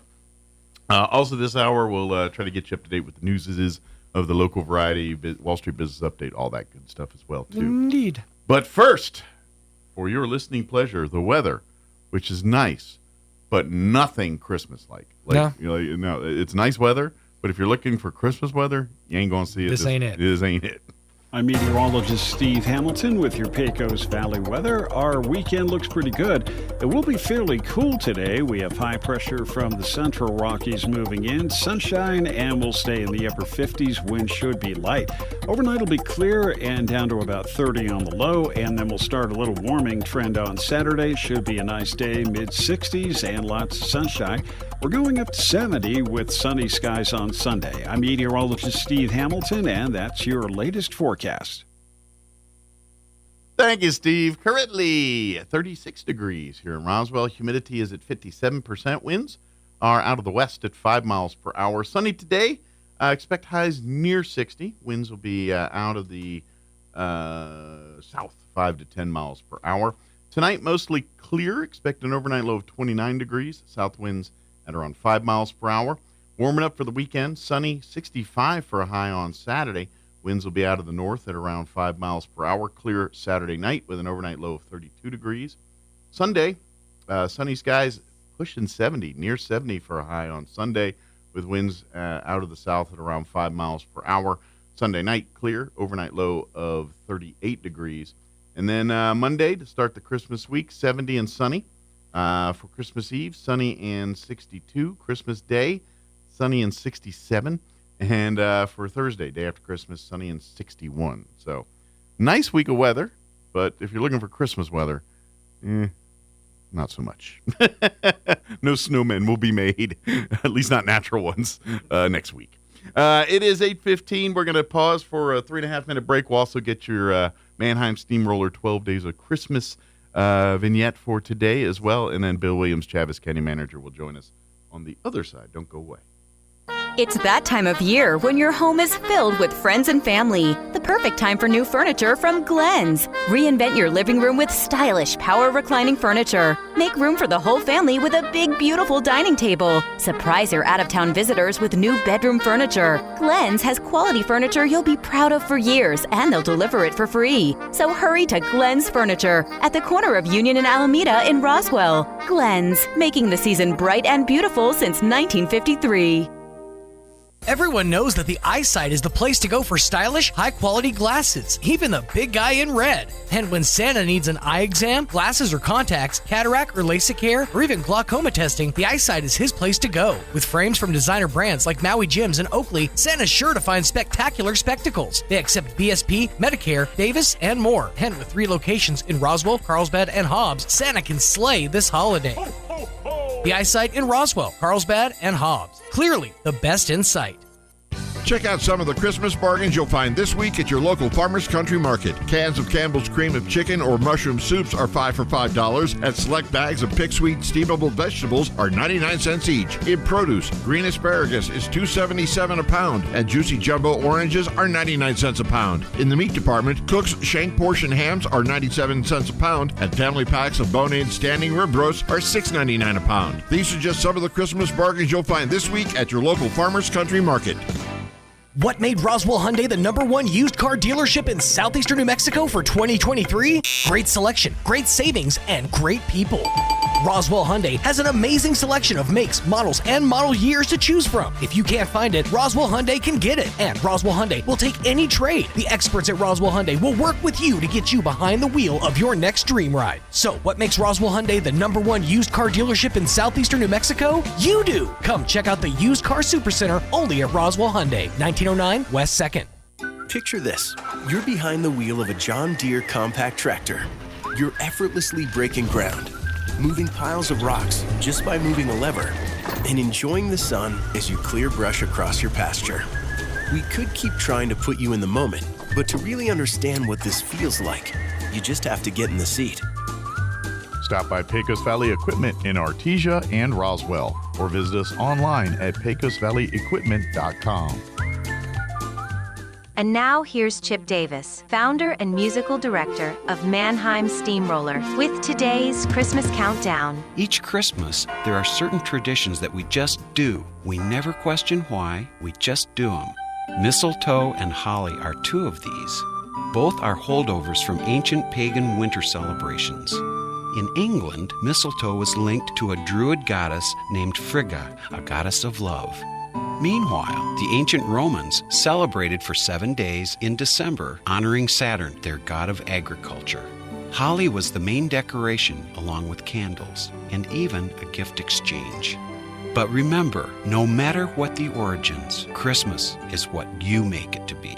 And it's only 6 days away. And I'm Chip Davis of Mannheim Steamroller. This holiday, focus on what truly matters and let Incogni protect your online privacy. Give the gift of security and peace of mind. Incogni.com.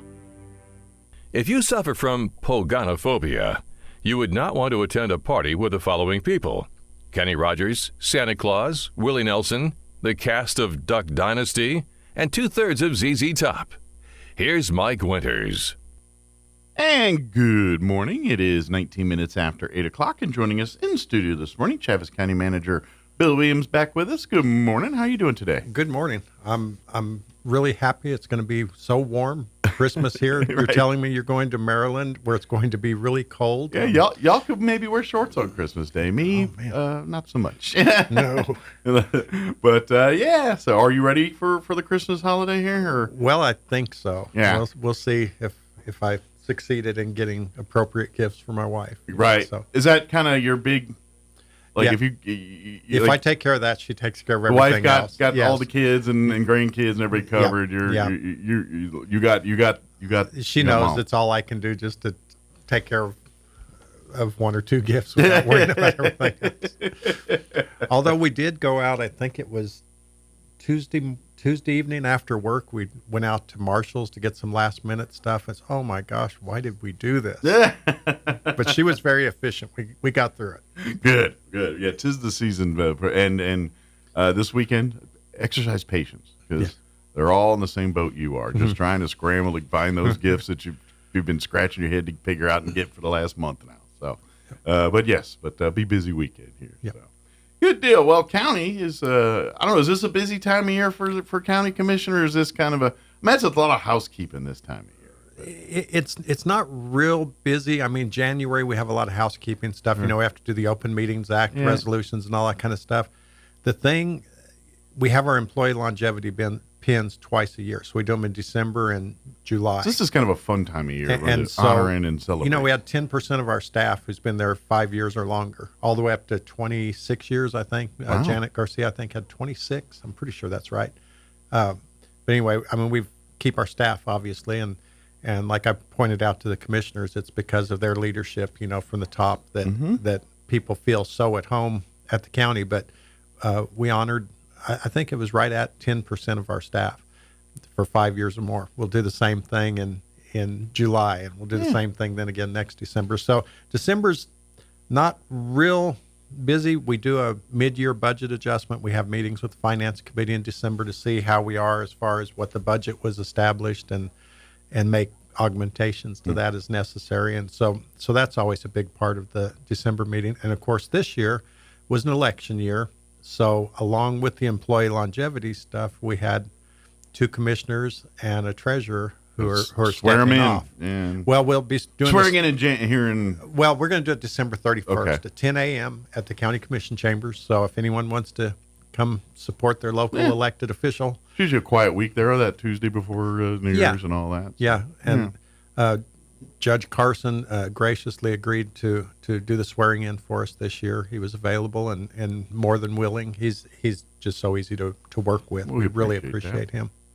And but we're saying thank you and sending off our folks that are finished their terms of service. Right. Yeah. Right.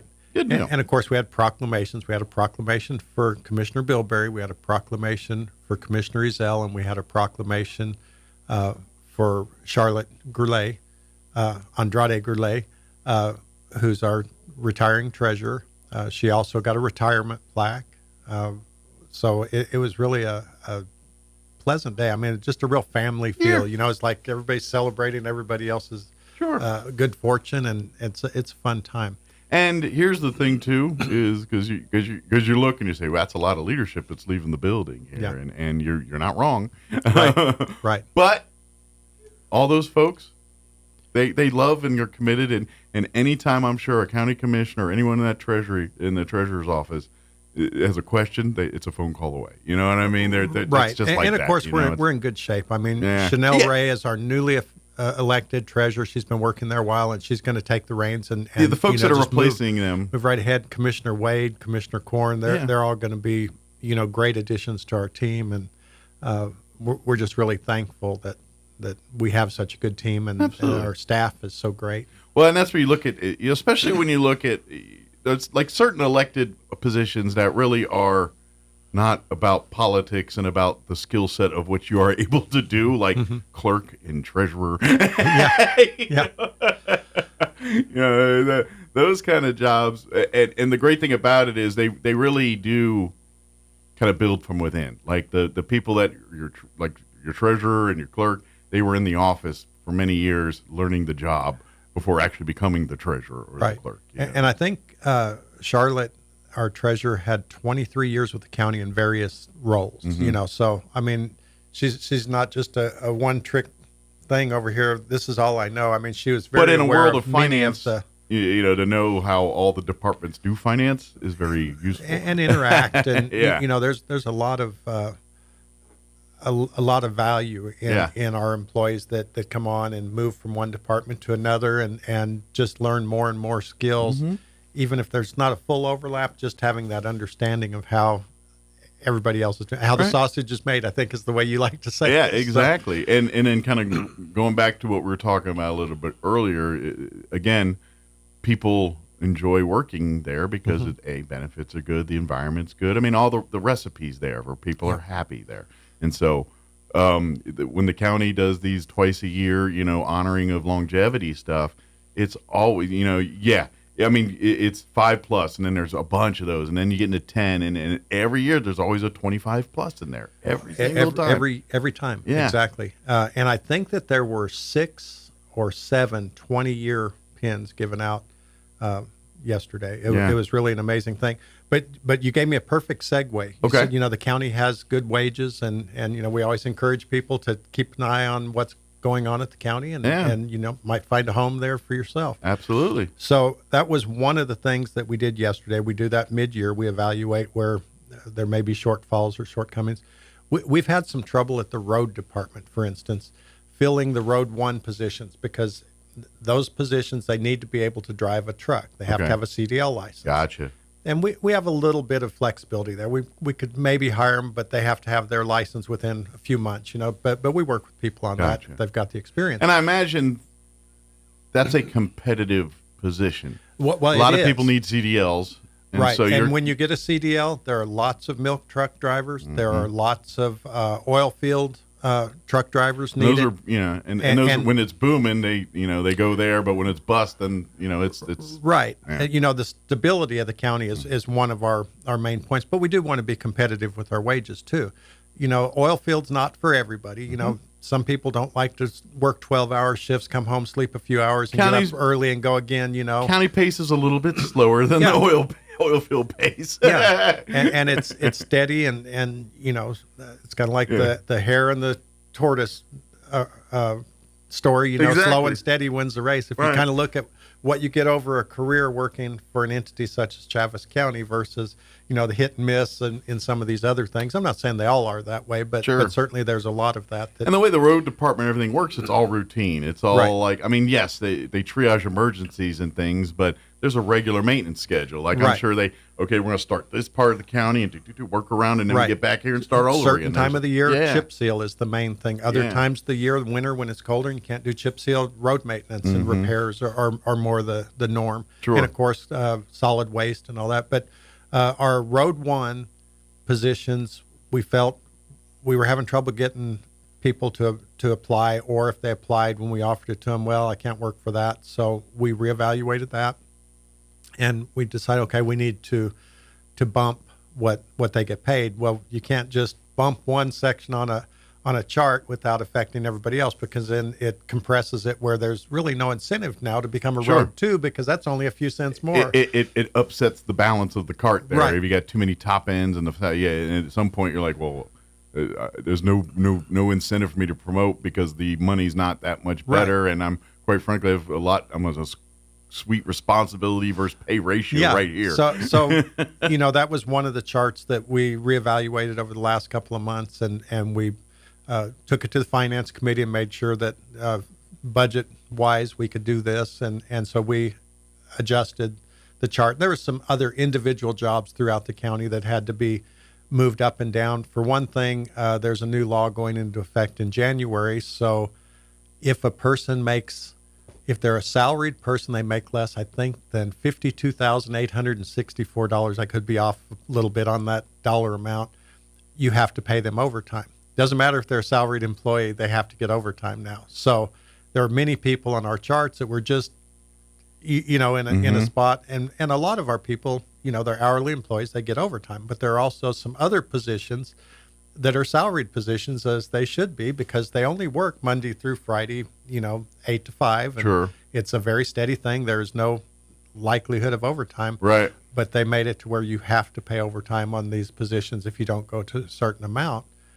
And so that's saying anything they work over 40 hours, they get overtime. Yeah, which is fine. Sure. And we do that with all our hourly positions because fair is fair. I mean, if you're going to work 10 hours, we want to pay you for 10 hours. You're going to work 12, we want to pay you for 12. Yeah. But at the same time, if you have a steady 8-hour job and you work 5 minutes over today and 5 minutes less yesterday, we might be able to work that out. But sure. But the way the new law was, we couldn't do that. So we had to augment some of those pay plans to do that. But the other one, that's the other thing with salary, because and some, like, just for example, I'm a salaried employee, but mine's a little bit different than others. There could be, because there's days where the Monday through Friday I'm here, but then there could be Saturdays, it could be Sundays, right. But then state football games. Yeah, it just varies. But then there's days here where maybe today's not an 8-hour day. I do the morning show and then sayonara till tomorrow. So you know what I mean? Yep. It all works out in the wash here. Exactly. But to say you had 40 hours this week and then I had 52 this week. Next, it's kind of, that's why I'm on a thing. I don't know how that's going to work for some cases. That might companies are going to have to do some finagling on that one. Well, and that's exactly what we had to do. We had to figure out the best way to take care of both the employee and the county and the taxpayer. Ultimately, that's what it amounts to. When you're managing a county, you're looking out after the monies people pay in and try to make sure that you have money to fix the road. You have money to provide this service. So absolutely. So that was one thing. Another thing that's kind of exciting, I guess. I'm sure there's some mixed emotions on how this works, but during the election, there was an amendment to the state constitution, Amendment number 4, which allowed local elected officials to determine what the pay is for local elected officials. So rather than the state doing things, we talked about this before, the further away that those decisions are made, the less likely they are to match what you need in your actual community. Mm-hmm. And so what this amendment number 4 allowed was elected officials. Previously, the salary was set by the state. So you have a Class A county, a Class B plus, and a Class B minus counties, and they set the salary in Santa Fe and say this is the maximum that these people can make. Okay. Now you can be less than that, but you cannot go over that amount, is what was previously in place. The problem is the salaries were not conducive to getting experienced people to come in unless they had another means of income. Sure. For instance, the sheriff, most law enforcement sheriffs that run, they've already retired and they are allowed to double dip from retirement. Yeah. And they can take a cut in pay. Currently, our sheriff makes about $30,000 less than a lieutenant could. It depends on where they're at on the chart, but a lieutenant could make as much as $30,000 more than the sheriff. And then the undersheriff or chief deputies in all of these offices, they usually make about 5% less than, that's the maximum, 5% less than the elected official.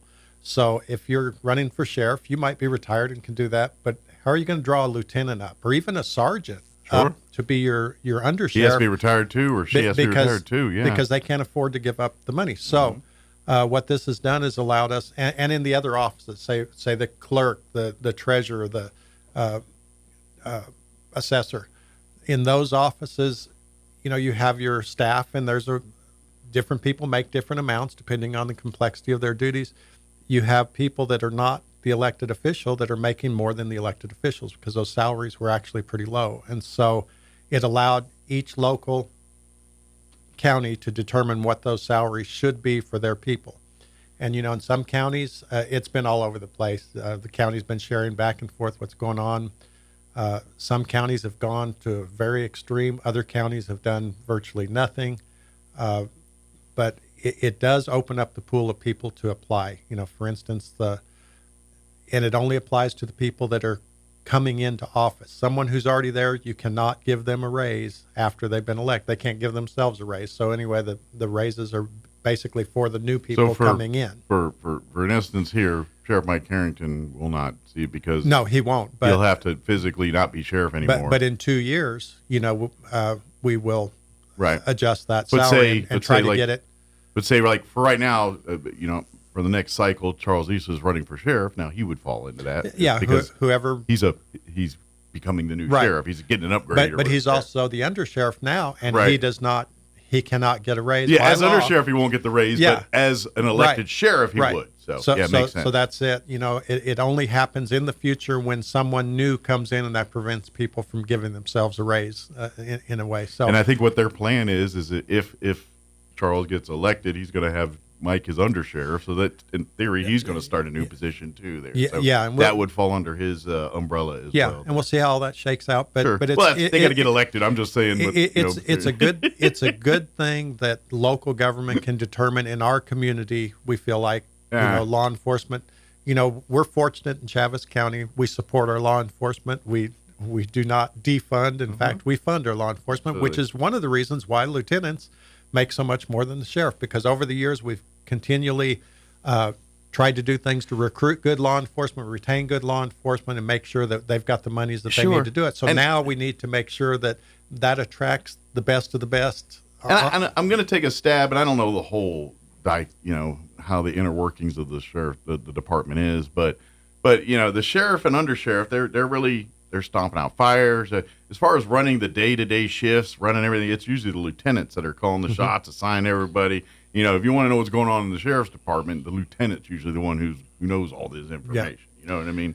And so that's why they get paid what they get. Whereas an undersheriff and the sheriff, of course, they're lightning rods, obviously, but they triage. They handle.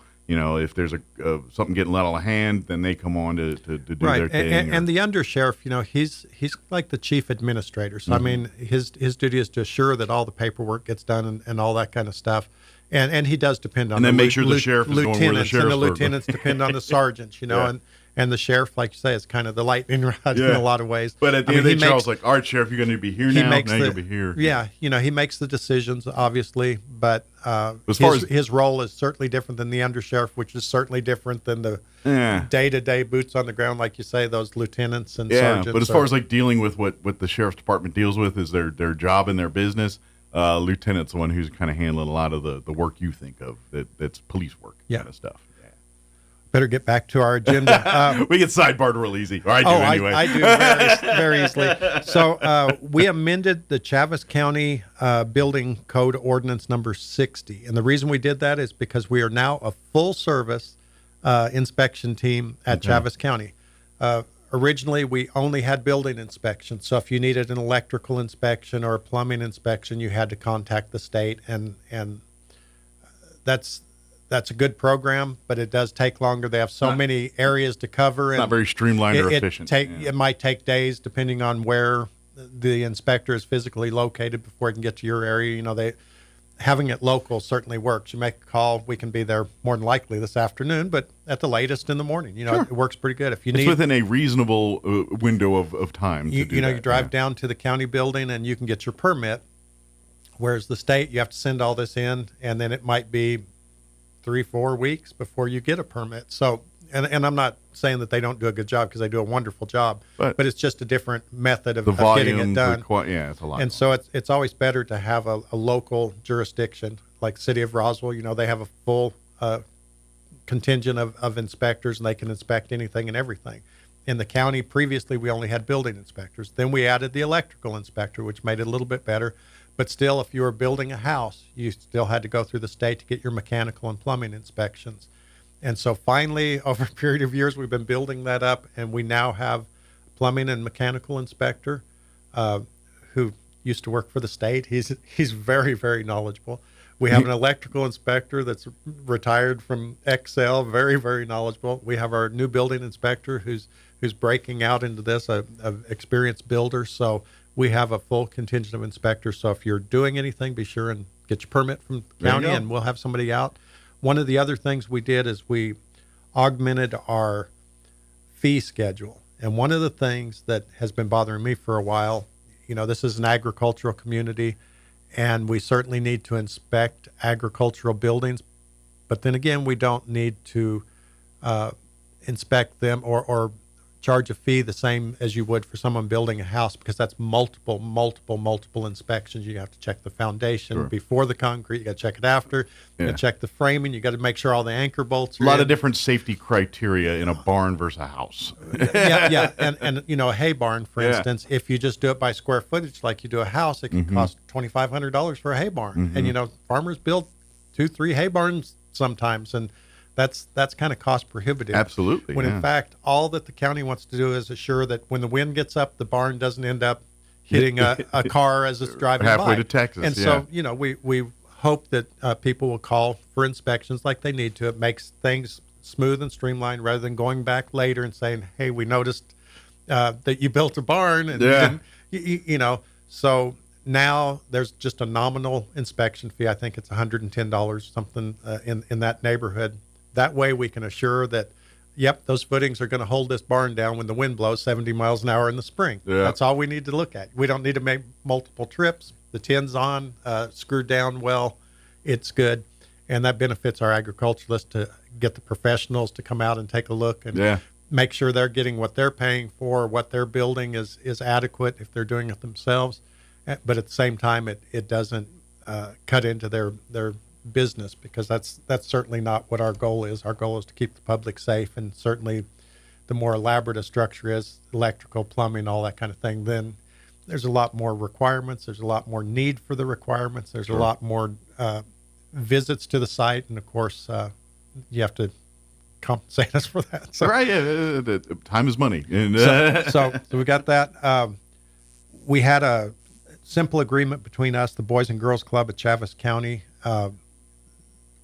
They were a recipient of a grant from the legislators in Santa Fe, and we are their fiscal agent. In order to take the money and then give it to them, we have to have an agreement between us. And so it's just kind of a housekeeping thing. We have an agreement in place. We just have to make sure that it's renewed in a timely manner. I'm sure there's a checklist of criteria they meet to qualify for the money each time, or something that you, I guess, are managing to see. Well, when they apply for funds, we have to do all the reporting because we're the fiscal agent. So we have to show that the money is being used for what they ask for. Gotcha. If it's programs for kids, then we need to assure that those programs are happening. So there's that checks in place to make sure and they didn't use it to, build a bar. Build onto the building or whatever. Right, So we have our agreements in place, and it's just one of those things that we do before we issue the money to them. We and then we still monitor. So. But it's all routine, just part of the process kind of thing. Another thing we've been working on for several years is cleaning up the county. There are some areas, and every area of the county is kind of unique and different, and what flies here might not fly as well over here, but there are standards in place. There are some properties throughout the county that have gone way overboard on cleaning up. They've just got garbage, they've got cars, trucks, trailers turned upside down, and just a mess. And it brings a lot of problems to every community when that happens. And like I say, we don't go out and number 6, you're nitpicking. We're not nitpicking, but when it's a clear hazardous situation going on here, and then we need to step in. And you end up having people move in and live in cars and all kinds of stuff that shouldn't be going on. And so when those things happen, we try to keep an eye on it. So we did a condemnation resolution. Planning and zoning, they they are monitoring the worst of the worst. They try to get people to correct their issues on their own. If they won't correct them, we have no choice but to condemn and clean up. And so there were 10 properties. And these processes, when this happens, this is not an overnight thing. Oh, no. This is years and years of talking and back and forth. And legal actions. So when it does come to these, where it gets to the end game, where you're seizing property or clean it up yourself and flitting them the bill on it, trust me, it's years and years of back and forth before they got to that. So people that say, well, you don't have a right, trust me, they don't want to do this either. This was last resort at that point. No, it's as you say, it's many, many, many steps. Mm-hmm. We don't want your property. We don't seize property. Now, if we have to go in and clean it up, if we have to pay someone else to clean it up, we are going to file a lien on your property. But we have exhausted every single option before we get there. And like I say, this is 10 properties for the next year. So, I mean, it's not like we're knocking on every door and saying, you have an extra car out front. You're only allowed 2 or whatever. We don't do that by any means. No, but if you've got piles of burning tires or things that are legitimately a health issue to the community, then we need to deal with that. You know, you've got piles of garbage and rats and things that are encroaching on the neighbors. You know, those are serious things. You have a fire hazard that could burn down a whole neighborhood. Those are serious things. And unfortunately, the flood we just had here exposed even more, like some of this stuff, because now it started floating. You know, people's things started and I know I heard lots of reports of some of the newly created rivers during the flood of some of the nastiness that was coming down that river. It's the result of this. People, delinquent and just really doing some shady stuff out there. Yeah. So anyway, we got that taken care of. Let's see what else we got. The 2024 applications for our road stuff. We do that every year. 'Tis the season. In December, we do the new road hearing schedule for the following year. So at the end of this month until I think it's February 3rd, if you have a road action you need to have done, whether that's a new road request, a road maintenance status change, or a road vacation, that's the time to put in the application. Chaves County only does it once a year. It's a whole process. In May, they determine the status of the road. So if, for instance, you have a road that you want us to take over, in May they approve it, and you have from May till December, so you have a good 6 months to bring the road up to the standard that's required for the county to take it on. And so we review them once again in December to assure whether or not they met that standard or not. And this is also the same, too, if you want to go the opposite. If you're saying, hey, the county needs to stop paying for this, we will take over. I mean, that's not as often, but this is also that same time for that. But yeah, and the vacations actually, if you vacate a road, say, the county doesn't even need to have any part of this. Yeah. If you vacate a road, it reverts back to the landowners on either side of the road, and once that vote is done in May, that's done. Then they no longer touch it. But they still got to research on it. If you have a road that's being maintained and you want it to be non-county maintained, the county still needs to keep the right of way, but you don't need to be coming out here every year fixing it. That happens occasionally. Sure. And so those are a little bit But different there's a lot things. of studying to determine, do we need to truly vacate it or no? There is still enough business here where the county needs to keep tabs on it. And we ended up with 2 roads that sort of carried through to December this year. So one of them, it is a new road request. Everything's in place to do it, but it did not get brought up to standard. And it's kind of a complex thing. It goes across some federal lands, and there's an oil company that's doing some stuff there. The oil company is probably going to bring it up to standard, but it didn't get done. Now, there's no harm, no foul. They just apply again next year. It doesn't put them at the end of the queue or anything else. Sure. It's just... But if they're trying to get what they want to get done, it's going to slow that down. And we certainly couldn't take it until it meets all the criteria. So anytime you got multiple federal, oil company, private people, and everybody else involved, that's a lot of chiefs in one room trying to figure something out. And so that one didn't pass, but we expect it to continue to move forward next year. They just didn't quite get all their ducks in a row before it was done. So the county would not take that on and pass that liability on to the taxpayers. That's another thing. We make sure that it's done to standard, so that you and I don't have to pay for a lawsuit when somebody goes off the crater at the end of the road. Exactly. Yeah. The other one was way in the south part of our county. It takes you longer to get there than it'll probably take you to get to Maryland. Is this like out in the Boot Hill area? Yeah, or, it's way south and west in the Boot Hills. So all the way down there was a very narrow road across a lot of BLM property, and it's a great hunting spot, is my understanding. And probably because it's way, way out there, not a lot of people know about it. There is a lot of rock down there, and over the years, water has washed things out, and I mean, it's just a huge problem. I mean, it was, I believe the part that we were looking at was right around 9 miles. There's 12, I think, total. Goes into the forest. Lincoln Forest in Otero County at the end of the road. So, I mean, this is a big, long stretch of road that's not something the county wants to take on a regular basis. Every time it rains, be down there. So we worked with the landowner. We worked with the local Bureau of Land Management. We worked with Chaves County. And the federal government had some money. They put forth the money to bring that road up to standards, got in. And we made some augmentations to what we normally would consider a normal road, rather than being, 20 foot wide and crowned. And they said a single lane, just so people can get in and out. It'll keep you want to people preserve the trapped. beauty and not make it look like Right. And part of the problem with a road like that, if it goes across federal lands or it goes across someone's private land, where the road is where you're allowed to travel. If the road is washed out and people need to get to the other side, what do? You drive around it.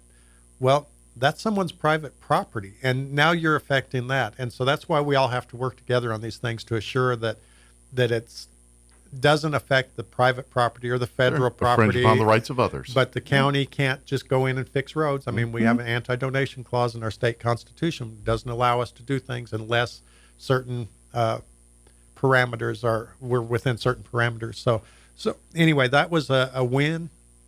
The federal government came up with the money to fix that and get it to where the rancher can come and go as he needs to, where hunters can come and go without going out on the ranch. But and preserve the pretty will, country without creating a big old asphalt, honking highway out there. And it's like we were talking a minute ago, it's a non-county maintained right-of-way now, which means we don't have to go out there every year, but whenever deemed appropriate, the road superintendent can say, we need to get out there and fix that washout or blade that road before hunting season, or maybe only every 2 years or something, whatever comes out of it. But there's some good camping area up there if you know some people. Yeah, there'd be some good stuff. I'm sure we're running low on time. We got about 5 minutes here. Oh, shoot, I have all kinds of time. We got about 5 minutes. You and I can cover a lot of topics, or none in or 5 none minutes. One really bad one in 5 minutes. We asked for permission to publish for 2 public hearings next month.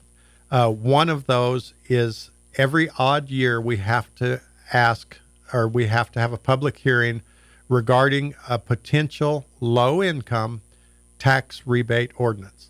It's never been passed, but it's in the state law that every odd year we have to go and have a public hearing and see if it's appropriate for us to have a rebate for people with certain low tax. And kind of there are several problems with that. One is it's very subjective what low income means. There are so many parameters that could come into play, and low is compared to what here? Exactly. Yeah. And so we have to have that hearing every year. It has never been passed, but we ask for permission to publish before we do a public hearing like that. Open Meetings Act requires us to publish it in the newspaper. We don't just publish, hey, you're going to have an open a hearing next month, a case. And so we get permission to do that before we do it. So we ask for permission to publish for regarding a potential low-income tax rebate ordinance. The other permission to publish we ask for, we need to look at the Indigent Healthcare Ordinance number 58 and make some minor clarifications. It's a good, solid ordinance, but one of the things we're wanting to do, currently we have a separate IHC, Indigent Healthcare, meeting prior to the commission meeting once a quarter. So everybody comes at 8:30, and it literally takes 5 to 10 minutes tops to deal with all the business they have at IHC. And we could do that as a portion of the regular county commission meetings. Sure. Our meetings aren't hours and hours long, so we can easily do that. So that's one of the little changes we want to make, is clarify that, clean it up. Just to streamline the it allows housekeeping us side to of do it now. It's just it'll be cleaner if we open that ordinance up and correct that, and a couple other minor things need to be changed. Putting the boxes in line and pretty to make it looking organized. We also, like I said, we did the road hearing schedule, and that's all in place now. We asked the commission if we could terminate a lease. We have a ongoing lease that auto renews every December 31st. We can only do that for 4 years, but anyway, it was set to auto renew on December 31st, and some things changed with the tenant. We leased the building, and then we sublet it back to La Casa de Buena Salud, who provides some services there. It turned out that building is no longer the ideal place for them to do what they need to do. They said it's a little more than they need to pay. And you may or may not recall, about 6 or 8 years ago now, probably, the mental health provider in the community kind of left suddenly. Mm-hmm. And I remember that, yeah. So the city and the county, the county rented this building from the owner, and the city and the county split the cost of the rent to get them in and get them established and let them get their feet on the ground and everything. Subsequently, the city stepped out of that, which left the county and the La Casa paying the rent on that, and we've continued to pay a portion of their rent for quite some time. And like I say, it came to our attention recently that they felt like that was probably a bigger lease than they needed, and so we made arrangements with the people we lease it from to terminate the lease, and of course we notified La Casa that we have to move out, and it doesn't happen it doesn't have to happen by December 31st. Gotcha. The contract does allow for carryover, for holdover, so they don't have to be out by. We've got some time. But I'm to guessing get it done. they're on the hunt now for a new facility or place. Yeah, well, they have some other facilities within town, so I don't know what they're going to try to absorb all of it maybe through the other facilities. I'm not real sure how they're going to move forward. But they got a plan in place. They're working a plan for that. And there are other mental health providers now. I've talked to other healthcare professionals in the community and said, where are we at? And they said, it's a totally different landscape than it was, say, 5 years ago. There are now additional providers that can. The more we have, the better. Yeah, and we all, of course, that was the county's first concern was, what is this going to do? Yeah, and we how's didn't that going to impact services? Right. But anyway, we worked with our partner here, and we're want to continue to work with them. We also lease some other spaces to them that the county actually owns. So La Casa de Buena Salud has a healthcare office over near the public health office on Grand Street. So public health is on Chisholm, and then Grand is the street right behind. Sure. They've got an office there. They also have a mental health care or behavioral health. I don't know the proper term. 1010 South Garden. That building is ours, and we lease it to them at a very discounted rate because of the services they provide to the community. And that works out real well because we can say, here's how many people you're treating, and we can assign a dollar value to that, and here's an amount. Here's what you provide to the community. Here's what the fair market rental, as I mentioned a minute ago, we can't, by state statute, anti-donation clause will not allow us to just give someone anything. Mm-hmm. So we have to say fair market rental of this building at 1010 South Garden is this much. You guys provide all these services, and then we assign a dollar value, and then we can reduce the rent based on what you're giving to the community. And so the two buildings that we already own that we lease to La Casa, it's a very minimal lease. It's establishing a barter system. Whereas this other one, I mean, it's all in. It's an expensive. It's a very nice building in a exclusive area, and it costs a lot. And then we're paying a large portion of it to help offset. System. But they're paying for it, but they're paying for it with their services. Yes. It's a barter service. Yeah, is what it is. And the part that they're not paying for, our taxpayers are paying for, and that's one of the reasons why But we would be paying that for the mental health anyway. Right. So it's a good business decision on their part, I think, to work towards absolutely. If they said it, and that's what they told me. It was a little more than they felt like they needed at this time. They were glad to get it when they got it, and it's been a real good partnership. And we will continue to work with them. We just have to find what the next growing next and step moving on to forward the next is. thing here. So we're out of time. I just saw that officially Okay, here. one last thing. Yes. We had to elect. This happened in 1997, and so they changed the county ordinance. It is rare that both the chairman and the vice chairman leave the county commission at the same time. It happened in 1997 when Rory McMinn and Joe Adair left, and so they wrote a portion of the ordinance number 31, which dictates how we do this. Says this is what you do. You have to elect an interim chairman that will take over December 31st until the first meeting in January when an official chairman is elected. So we did that yesterday. Dara Dana is the interim Chaves County chairman, commencing December 31st and going until our first meeting in January. At such time, they'll decide who it's going to be permanently for the year. So another one for the history books. Yes, that was an interesting one. Thank you, Mike. And Merry Christmas to you. And to you, too. We'll see you in 2025. Happy Festivus to the rest of us. There you go. Yeah. Get your grievances ready. All right, we're going to do a quick break before news. Don't go away. Make it a December to remember with Roswell Honda, with a slate full of savings across the lot, including deep discounts and low APR on Ridgeline, Accord, Civic, Pilot, Passport, and Odyssey. Plus, no payments for 90 days for qualified buyers. Then join Roswell Honda December 21st from 10 to 1 for the pre-Christmas blowout with free food, stuff for the kids, and your chance to win one of 4 awesome prizes, including an Xbox Series X, a PS5, or a 50 or 75-inch Vizio Smart TV. December to remember, on now at Roswell Honda, 2177 West 2nd. Thomason. We anticipate another House vote ahead of the midnight deadline for a partial government shutdown. A revised spending bill averting the shutdown and suspending the government debt limit for 2 years was defeated in the House. Several dozen Republicans joined Democrats in voting the bill down.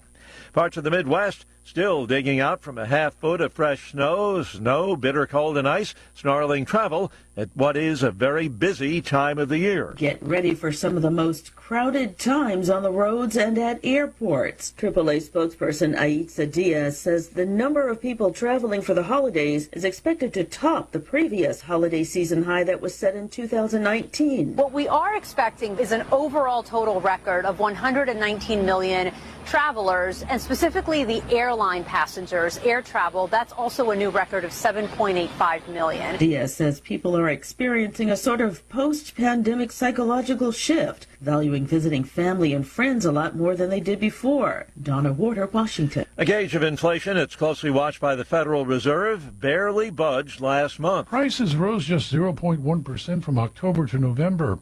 Excluding the volatile food and energy categories, prices also ticked up just 0.1% after 2 months of outsized 0.3% gains.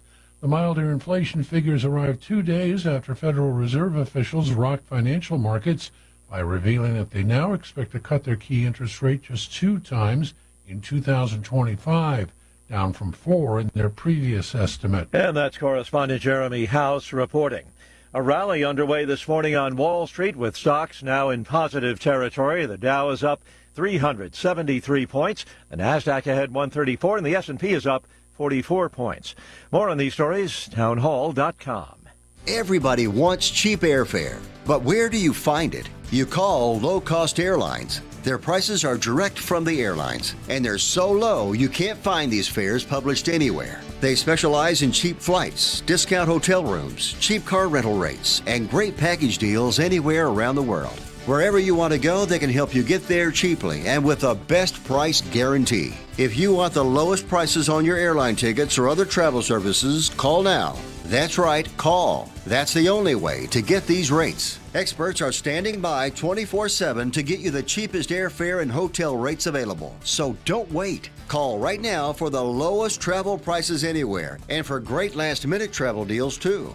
Call 866-755-5300. That's 866-755-5300. Again, that's 866-755-5300. Call us right now.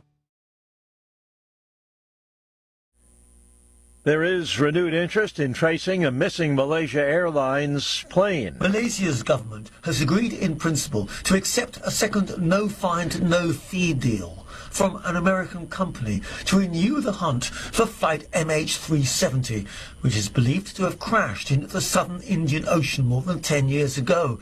Lawmakers gave the nod last week for Texas-based Ocean Infinity, which mounted a private search in 2018 to continue the hunt in a new 5,800 square mile site in the ocean. The Boeing 777 plane vanished from radar shortly after taking off on March 8, 2014, carrying 239 people, mostly Chinese nationals, from Kuala Lumpur to Beijing. I'm Charles de la Tasman. A 7-year-old girl has died and a teacher and 5 other students wounded in a knife attack at a school in the Croatian capital Zagreb. Police say it happened at mid-morning. News and analysis, townhall.com. There was a nice bump in used home sales last month, rising 4.8% in November. There's been a wider selection of homes on the market, and buyers are encouraged, even as mortgage rates mostly ticked higher. Home prices have been rising, too. The typical national sales price rose 4.7% from a year earlier to just over $406,000. For many prospective buyers, high prices and elevated mortgage rates have kept home ownership out of reach. I'm Rita Foley. Workers at 7 Amazon package delivery centers have gone on strike. The Teamsters calling it the biggest job action yet against Amazon, which says it does not expect the walkout to impact operations during this traditionally busy time of the year. The International Brotherhood of Teamsters claims to represent nearly 10,000 workers at 10 Amazon facilities. More on these stories at townhall.com.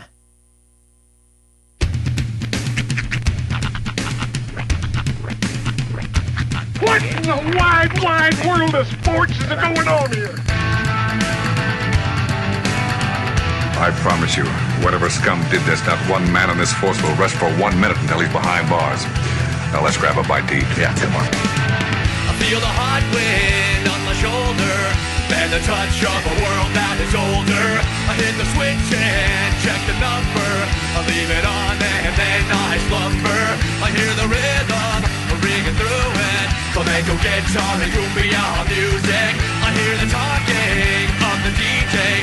The travel listen, what does he say? I'm on a Mexican radio.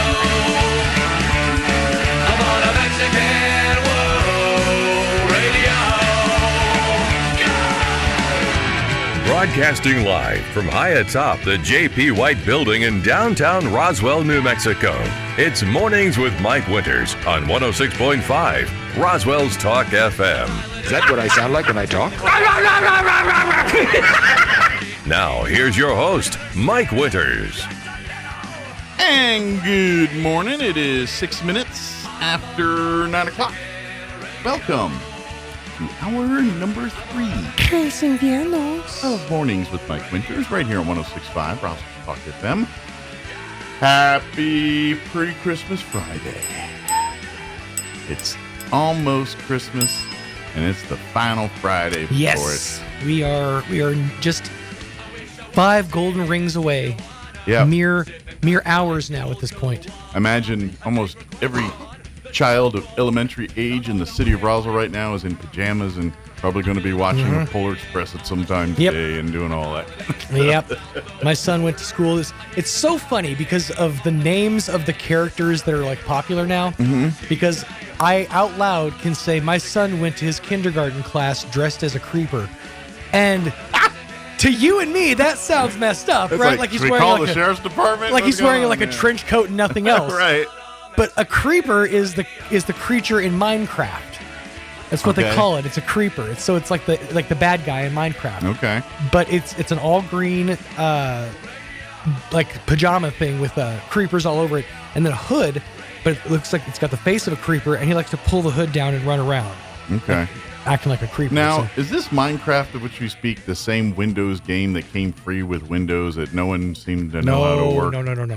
You're thinking of Minesweeper. Oh, Minesweeper. Sorry. Yeah, okay. Yeah, no, I would love, it would make me so happy if this huge phenomenon was all about the game Minesweeper. I don't know. I don't have kids and I don't know that. And I know Minesweeper because that thing came free with the computer. No, Minecraft is it's weird how it got to such popularity because it's really low like low res, low poly, and it's just like these like Minesweeper, kind of. But it's just like these little block characters, and the whole thing is you have to go digging for supplies to build things. Like if you want to build a house, you need to go chop down a tree to get wood, or you need to like go find like these resources to make metal to put. And so it's kind of like Civilization and all those games. Yeah, but like, and kids, really like, and it was a huge thing like 10, 15 years ago too. But it's sort of making a resurgence. They're putting a movie out next year with Jack Black, and I'm surprised you haven't seen the trailer for the movie. But yeah, it's got Jack Black still has a job. Yeah, I thought he got like no. Kyle Gass got canceled, and he's done a really good job distancing himself from Kyle Gass. Oh, so he threw his buddy under the bus. He kind of did, yeah. Oh, okay. But he's in the movie. What's his name? Dadgummit, Aquaman. Oh, Momoa. Yeah, Jason Momoa. Thank you. He's in it. It's a star-studded cast. It's like a whole thing. But I think Kevin Hart's even in it. I've noticed like those guys are starting to be in everything. Yeah, together specifically. But like there's Jason Momoa is the new Shaq of commercials. Have you seen their Monopoly commercial? Yes, it's pretty. The one with Will Ferrell is the voice of the monocle guy, and you must be the Monopoly guy. Chris Star-Lord. Yeah, Chris. It's Chris Pratt. Is it Kevin Hart, Jason Momoa? Yeah. And there's a female too, isn't there? ScarJo, maybe? I don't know. I'm not sure. Maybe there's a female. I can't remember, but I've seen the commercial, and by the way, it's sort of like takes away from the spirit of the game of Monopoly. But then Momoa does the commercials with Zach Braff and what's his name for the cable or phone or whatever they do. Oh, is he popping up in those now too? He's singing with them now. Yeah, Momoa's all over the place, man. I think, you know what I think it is? I think that Aquaman tanked. This last one did, so now he's kind of starting to like spread his reach out a little bit. Shaquille O'Neal of actors and advertisements here, Honestly, though, I'm not going to lie.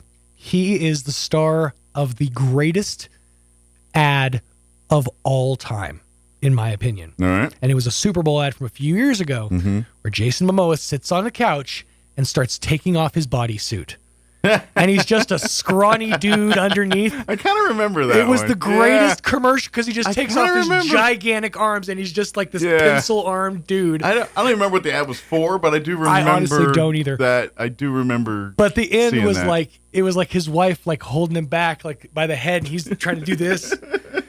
It's the best ad I've ever seen in my entire life, and it was sort of like a you're not all you say you are you a Momoa? Well, it's weird that like these game commercials, they're getting like all these big name celebrities all doing this. Well, it's because they have so much money. And I say big name they were bigger names when I was a kid. Right. Like Drew Barrymore does a crap ton of commercials for games. These kind of whatever the ones you get on your phones. I don't even know what this slots or something stupid. I don't know. Oh, that's right. He takes his hair off too. I forgot in this commercial. What is it for though? Rocket Mortgage. Okay. Yeah. By the end, he just takes off he takes his muscle suit off. He takes his hair off, and he's sitting there as a bald man, just like messing with a guitar. It's the greatest ad in television history. Yeah, but yeah, he's the new Shaq of marketing. Yeah. Momoa's gonna be in everything. He's spreading it out there, which honestly, I think the big thing is you don't realize how much commercial advertising pays, especially if you're in like a Super Bowl ad. Sure, you're making bank. Well, I remember like back in the day, and this was kind of before the internet was like the internet. Guys like Brad Pitt and George Clooney would do these ads in Japan for some weird product that we've never heard of or never see. It was like, but there's Brad Pitt all over it, Ito, rice milk pudding. And then here comes Brad Pitt. He's like, it's good. Can I get my check now? Yeah. I saw one with Hulk Hogan. Really? And I think he speaks Japanese anyways because he went over there a lot to wrestle for All Japan and for some of those organizations. But you of him to know some. So I think he knew a little bit. But yeah, he's in one of those commercials from like the 80s where it's just like big mega ultra superstar Hulk Hogan. It's hard to take a guy that large speaking fluent Japanese. Yeah. It just don't seem right. Yeah, it's odd. Like he's not doing it right. It's odd. Did you just order a katsu sandwich with perfect dictation? Right. I'm not questioning it. It just don't seem right. Right. It don't jive here. It's like this man makes a living beating his head against a wall. Do you know that he once said, there's whole hour-long videos devoted to the lies of Hulk Hogan because the man's such a prolific liar. But he once said he wrestled 1 year for 370 days out of the year. I'm not a math wizard, but... You want to know how? Because he was wrestling in Japan and flying back to America. He was crossing the international date line and saving days. So he said he worked bullpucky. He didn't work 370. No, it's a massive lie, one of the many. That was you know what? That was him and probably two other wrestling dudes getting sloshed in some bar in Japan, and they did some mathing, and that's where they came up with, and that's what they're doing. Right. It sounds like what you would say when you're talking about Bill Brafsky. Yeah. That sounds like an old SNL sketch. Well, this is the same bit. He wrestled 370 This is the same days. bit that Donald Trump does. This is the greatest thing of the greatest thing they ever did. No matter what it is, it's the greatest thing. That's what he does. Right. Yeah. So, now, but still, I ain't buying that he speaks fluent. Shocking, Japanese. they're really close friends. But that's just something they get mad about Trump about. And it's like, that's just in blowhard. It's so funny. No one takes that seriously. Because of all the chaos that was the political landscape over the last year, some stories just got completely forgotten about. Do you remember that Hulk Hogan, beamed a lady in the head with a beer can? No. He was out on a stop promoting his beer. He has a beer called Real American Beer or something like that. Is it a light beer? I'm sure it's full. What didn't hurt her then? And he was throwing cans of it out into the audience, and he overhand tossed one and beamed a lady in the head with it, like a 60-year-old lady. Is she okay? I think she sued him. There's a whole. Okay, as long as she just sued him. And she had to go to the die. hospital. She didn't die though. Okay. I don't think, but that'd be a way bigger twist of the story. Hulk Hogan killed a lady this year. Yeah, by the way, Hulk, I've been meaning to talk to you about that. You might want to lay low for a while. I think you killed a lady with a beer can. Stabbed a guy with a trident. Oh, man. Well, Elliot Rodriguez with Lone Depot patiently waiting in the other sack room. of facts. He brought his fact sack. Not tips. And we'll ask him about a big bow. Yes. Yeah, house bow. So we'll do all that here in just a bit, and actual real questions and also information. other stuff, too. Actual stuff that is useful to you. Before we do any of that, though, let's get you up to date on the weather. I'm meteorologist Steve Hamilton with your Pecos Valley weather. Our weekend looks pretty good. It will be fairly cool today. We have high pressure from the central Rockies moving in, sunshine, and we'll stay in the upper 50s. Wind should be light. Overnight will be clear and down to about 30 on the low, and then we'll start a little warming trend on Saturday. Should be a nice day, mid-60s and lots of sunshine. We're going up to 70 with sunny skies on Sunday. I'm meteorologist Steve Hamilton, and that's your latest forecast. Thank you, Steve. Currently 41 degrees here in Roswell. Humidity is at 53%. Winds are calm at the moment. The weather's going to be nice. If you're hoping for Christmas weather, you will not get that. If you're hoping for nice weather, well, we got you covered. Sunny today and a high near 60. Winds will be out of the west, 5 to 10 miles per hour. Later shifting to the south this afternoon. Clear tonight with an overnight low of 29 degrees and south winds at around 5 miles per hour. Saturday, sunny, 65 for a high. Winds will be out of the north at around 5 miles per hour. Saturday night, clear, overnight low of 32. Winds will be calm. Sunny on Sunday, highs near 70. 70 on Sunday. Winds will be out of the south at around 5 miles per hour. And then for your the Christmas week, warm as well. Mostly sunny. Once again, highs right around 70 on Monday. Tuesday, sunny skies and a high of 62. Christmas Day, Wednesday, sunny and 67. And then for Thursday, sunny and 61. So we'll be in the 60s all week. Christmas Eve, 60, right around 62. But then Christmas Day, upper 60s, pushing 70s once again. So you get your kids shorts for Christmas. They might be actually be able to try them on Christmas Day there. All right, it is 9:18. We're going to pause for a 4.5-minute break. And then on the other side, we'll have Elliot Rodriguez with Lone Depot and his Sacco Facts. Don't go away. Ring in the new year with Mark Chestnut. Tuesday, December 31st from 6 p.m. till midnight at the Artesia Country Club. Oh, I should have done this and I should have done that. I should have been that and she'd have never left. Say so long to 2024 and welcome in the new year with drinks, food, and friends beginning at 6 p.m. General admission is $100. Kids admission is only $20. Dinner at the Country Club and the concert is $250, or upgrade to a VIP table for 6 for $5,000 with only 4 tables left. VIP includes a private and intimate dinner with Mark Chestnut from 7 to 9 p.m., with the concert beginning at 10 p.m. All proceeds to benefit the Pena Project, helping to cover funerals and end-of-life costs for unexpected situations. Get tickets and learn more at thepenaproject.org. Celebrate the new year with Mark Chestnut. Bubba shot the jukebox last night. Said it played a sad song, it made him cry. Tuesday, December 31st, 6 p.m. till midnight at the Artesia Country Club. Get tickets and more info at thepenaproject.org. 'Tis the season for Santa Bucks at Roswell Livestock and Farm Supply. Stop by and draw from Santa's bag for cash off your purchase in the clothing department. Celebrate Customer Appreciation Month for the entire month of December with 20% off everything in the clothing department. You'll save big on brands like Wrangler, Ariat, Kimes, Cinch, Bernay, Tasha, Polizzi, and Dear John Denim. Hats from Resistol, Stetson, American Hooey, and Twister. Also buy $50 in gift cards and take a $10 gift card for yourself. Don't miss out on these amazing deals at Roswell Livestock and Farm Supply, 1105 East 2nd. Wishing you a Merry Christmas and Happy Holidays from our family to yours. This holiday season, Artesia General Hospital is here to help you stay healthy and enjoy the moments that matter most. Whether it's a routine visit or something unexpected, our caring team is here for you every step of the way, because nothing should keep you from celebrating with the ones you love. Visit artesiageneral.com to see how we can support your health and happiness. From all of us at Artesia General Hospital, happy holidays.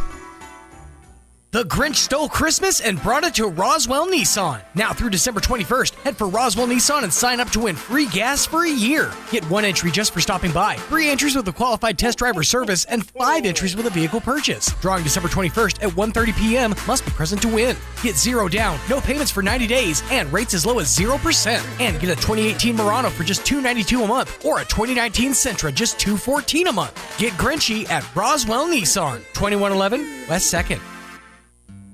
During this time of year, as we think about the birth of Jesus, we have to remember that the birth is just the beginning of the story. It is the promise of so much more to come. Without the birth, we couldn't get to his death. Without his death and resurrection, we can't be saved. In a letter to the Roman Church, the Apostle Paul discusses how God's plan was to send his Son to become human on earth, to sacrifice himself to save us. After describing how we live in a fallen, messed up world, he writes this: "If God is for us, who can be against us? He who did not spare his own Son, but gave him up for all of us, how will he not also, along with him, graciously give us all things?" He then ends the chapter with these great words: "In these things we are more than conquerors through him who loved us." As we move forward from Christmas into a new year, if we trust in God, these words can give us much strength and peace to face whatever comes our way. Join us at the Country Club Road Church of Christ for worship at 10 a.m. on Sunday, located on the corner of Country Club and Washington in Roswell. It's that time of year when your home is filled with friends and family. The perfect time for new furniture from Glenn's. Reinvent your living room with stylish power reclining furniture. Make room for the whole family with a big, beautiful dining table. Surprise your out-of-town visitors with new bedroom furniture. Glenn's has quality furniture you'll be proud of for years, and they'll deliver it for free. So hurry to Glenn's Furniture at the corner of Union and Alameda in Roswell. Glenn's, making the season bright and beautiful since 1953. You have a life, places to go, things to do, people to see, but it's hard to enjoy life when you have pain. You don't have to live that way. Softwave Therapy from Premier Chiropractic in Roswell can help you. Softwave's cutting-edge technology is non-invasive and can help your body heal. This new technology uses therapeutic energy waves to activate the body's dormant stem cells to promote natural healing. Sessions are quick with short treatment times. Start healing today. Call Premier Chiropractic at 623-2900 or visit healthyroswell.com. Mulan has the highest kill count of any Disney character. When asked for comment, Buzz Lightyear responded, "To infinity and beyond." Here's Mike Winters. And good morning. It is 23 minutes after 9 o'clock, and joining us in the studio this morning from Lone Depot, Elliot Rodriguez back with us. Good morning. Good morning, Roswell. Happy Merry Christmas. Yeah, Merry Christmas to all. Yeah, how? And Happy New Year. Are you? You got any family in town, or are you just gonna just? The wife and I, we're gonna relax this time. Have a nice, no traveling, Christmas. no nothing. Nice family Christmas with the wife. Mm-hmm. Very good. She said, I got a list to do things at home. Oh, she got a honey-do list. Oh, heck yeah. What's the dinner deal? Like, do you have a traditional Christmas dinner, or do you do a certain? Do you know, she said something about doing, oh my God, the ones with the chips and hamburger meat. What's it called? Like a. And she just told me yesterday, too. Like a, not nachos. No, not nachos. The little chip, the corn chips. It's gonna come into me in a minute. Yeah, so. I think I know what you're talking about, but yeah. Frito pie. Frito pie? It's a Frito pie with the Fritos and the. Oh, I can't even remember now, dude. She's gonna be mad at me. It's like you can't even remember something I tell you yesterday. I got a lot of things in my head. That's probably why. Yeah. That will haunt you. I guarantee it. But it sounds like just a quiet Christmas. Frito pie. Frito pie. There you go. I know it will come back to me. No, staying here in Roswell, not traveling this time or nothing. So. Oh, good. But good news, I guess, if you're trying to button up a deal or whatever, need to get that we can still get you the in. Finances, those finances procured for your home. That's what Elliot does. If you're not familiar, I should do our intro of Elliot. Elliot Rodriguez with Loan Depot. Elliot is the person that you talk to when you're interested in buying a home, whether it's your first one, your fifth one, or whatever. Elliot's the guy you talk to first to see exactly how much of a home you qualify for. Correct. And so if you're you need to talk to Elliot first before you talk to any real estate agent, because the real estate agent, you go in there and you're like, you want a home? I like this one. I like, that's a $400,000 home. And then you go talk to Elliot and you're only qualified for half that. And then that's a problem. So then you talk to Elliot. Now, okay, look, I got you $200,000, let your real estate agent go work, say, hey, this is the numbers, and let them go work for you. Yeah, you could go out there and lock and load and know what you can afford. Absolutely. And it's very important, folks, because let's be honest, as much as I need those real estate agents to help us, if you go out there and make them run all over the place and you're not qualified, it's the two things that you do lose. You get discouraged, and then you're losing your agent because you're making them spend their time and they're not able to do nothing for you. And they, your agents, they will go through the nth degree. A lot of your loan folks will do too but time is money for these folks, and if they're closing, and a real estate agent, generally, especially the ones that are making big bucks. They probably got 3 or 4 deals going on right now, and it's all, they don't. If you're going to waste that time, they are going to move on to things that are more beneficial to their bottom line. I was looking at it this way. I mean, I feel bad for agents sometimes because they really, people go jumping back and forth, and the poor people start showing houses. Now things are changing because they have to do a real estate contract from now on. So rules have changed. In that way, customers don't jump all over the place. The problem with jumping all over the place and what I mean, folks, is going from one agent to another. You got that person that shows you 5 houses, and then you jump into somebody else that maybe show you 1, and that other person that invested in you, literally, is basically left behind. Which is not fair. You know what I mean? Well, and at the end of the day, what if you end up buying something that first agent was the one who really introduced you to, showed you exactly. to, and now they're not getting what their earned commission should be on that. In a sense, it's fair. Yeah. I mean, folks out there that are listening, it's like if you were to go to work and your boss push you to do different things, and you're not getting paid the hours that you were getting paid, that you were working on those things. I mean, thinking about it that way, because those poor guys and ladies that are out there trying to do these things for you guys. You want to be compensated for your work? So do they. I always said it like I might put even more hours than a lot of them, but I had to give it to them because in the end of the day, folks, the reason I'm doing loans because if I have 2 offices, one at home and one at the office, actually 3 because I have my phone too. So the car is the car is everywhere I go. The fact of the matter is I had to give it to them because they're the ones that go out there. I might be working on an evening and a Saturday, Sunday, or whatever, but I'm at home. These folks go out there and show you houses after hours on Saturdays and Sundays I mean, I even heard, seen it on holidays, Oh, yeah. So you have to give it to them, okay? And I imagine there'll be a few out driving around Christmas Eve looking at Oh, you ain't kidding me, So my wife says, like, you better not answer your phone on Christmas Day. It's like, okay. Yeah, when people have free time, that's when That's your when industry's they need busy. to be available. Yeah, And that's just a fact. The difference with me is that there's so many customers that for me to deliver, I had to do a lot more hours than maybe probably most jobs. But well, and then in a lot of your work happens after hours, but the information you need, you have to get during business hours. Yeah, Does that make sense? All the time. Because every time people crazy. need credit reports or whatever statements or billing thing. If you see my emails, oh my goodness, it's the craziest. It's the craziest. Like I was like talking to my assistant and my guys, and like about emails. Like, what are you talking about? I get emails from you. I get emails from you. I get emails from her. I get emails from people, from my boss. You name it. So yeah, it's something that it doesn't end. It's like a continuous crazy cycle. Sure. But I guess I'm crazy enough that I don't mind it, right? Because I'm doing it. No, but you know what? Because I love helping people buy houses. I think it's the craziest and awesome thing that I can ever do.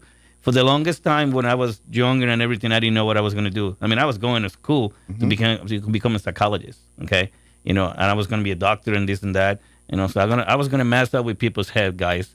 I guess I can mess up with you guys' head in a different way now. But my point is, I wanted to help people either way. Sure. Then I joined the Army, did a bunch of different things, and I've been blessed that I have a spectrum. You went and did life. Well, yeah, I have happens. a spectrum of all kinds of different, experiences that have made me what today I'm, So, which is really cool because, I love driving through town. It's like I help somebody buy that house.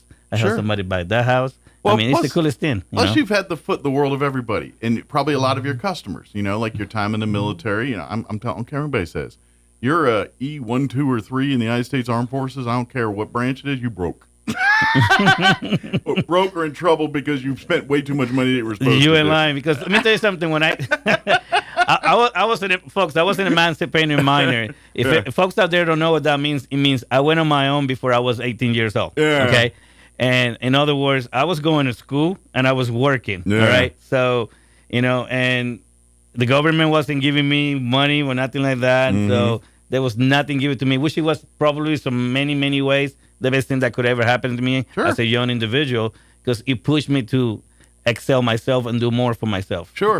Well, granted, you're young and military, and granted, yes, you're, most of the time you don't pay for food, you don't pay for lodging, you don't pay for Well, we're paying because we. I mean, you pay, but you know what I mean. You don't have to go and fork over some money for it. No, I know.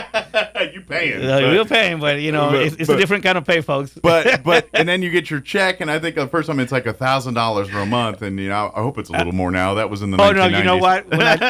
Okay, so since I'm a financial guy now, and I help people buy houses, I help a handful of soldiers, okay? Because I'm VA basically certified. I do renovation certified. Sure. So there's a lot of things that I do that I see, and I have seen some of my fellow soldiers, brothers and sisters out there. Yeah, it has changed, but also the cost of living also have changed too. That's true too. Okay. So I mean, what you and I were making when we were E1s and stuff like that is a big difference from what we may E1 have been makes broke, today. but you could go down to McDonald's for $3 and get fed. Now Yes, you sir. can look at fries for $3 or something. Right? It's like it's no more like it used to be. This is true. These are true statements. Where's the dollar menu? There's no dollar menu almost anymore. Yeah, but no, exactly. No, I mean the part that is being awesome. God had given me this opportunity to help a lot of people. So it's been such a interesting and fabulous, crazy. I mean, I could come up with all the words that I can come up with. Experience, folks. If you're looking for somebody to help you buy a house, I'm going to say just out loud, just the way I say it, come to me. I will take care of you. Sure. I look at people not as a number, but as a person. Okay. And I want to help everybody that I can help. I don't care how big or small the loan is. If I can help you, I will help you. My staff, I'm preaching that to them, and they're living the same thing. So I'm working on the next generation that is happening right now. And it's coming, like you said, a statement there, and this is where I think maybe phone is, like you said, you look at the people, not the numbers. And this is where you're that Sherpa, because the system of which you have to work and operate in looks at the number, not the people. I know, and that's tough. And so you're able to match the people to the number. And if you can't get the numbers to match the people, then you work with them and you say, all right, I can't do this. Come see me in 3 months or 6 months. We do this, this, and this, and now the numbers match what we're trying to do. So in my business, there's no guarantees, of course, okay? But one guarantee I can give you to each of any person that comes to me, I will give you my word that me and my staff will do everything in our power to take care of you and get you a home. Sure. Can I get you a home today? Can I get you a home tomorrow? Or can I get you a home next week or next year? I will get you a home. You follow my lead. You do what I ask you to do. As long as I'm not breaking the law, doing something crazy, okay? You never have to worry about it, okay? Because I will give you my word, and that is a guarantee from me that if you do what I ask you, depending on the time, I will promise you that you will get your home. Sure.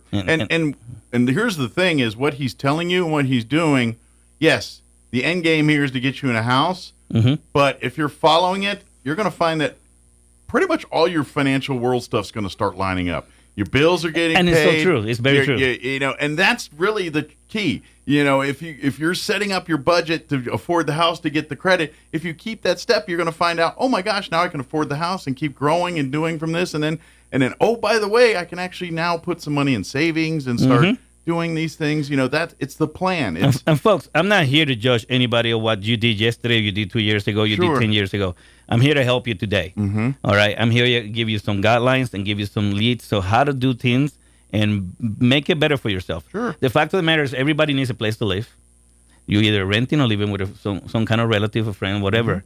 But you need a place to live. Sure. And if you're paying rent, for God's sake, you're already doing it.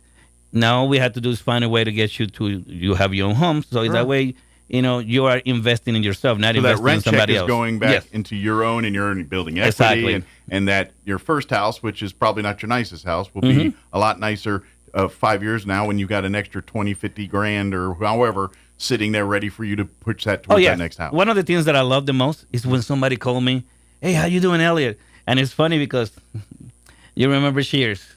Everybody want to go where everybody knows your name. Right. Okay. Folks, if you've never seen that, go and look it up in Google and go and watch one of those episodes. The point is, you go to a place that people know you. And why am I saying this? It's very simple. If you did business with me, your name is in my phone. It doesn't disappear. It doesn't erase. Okay.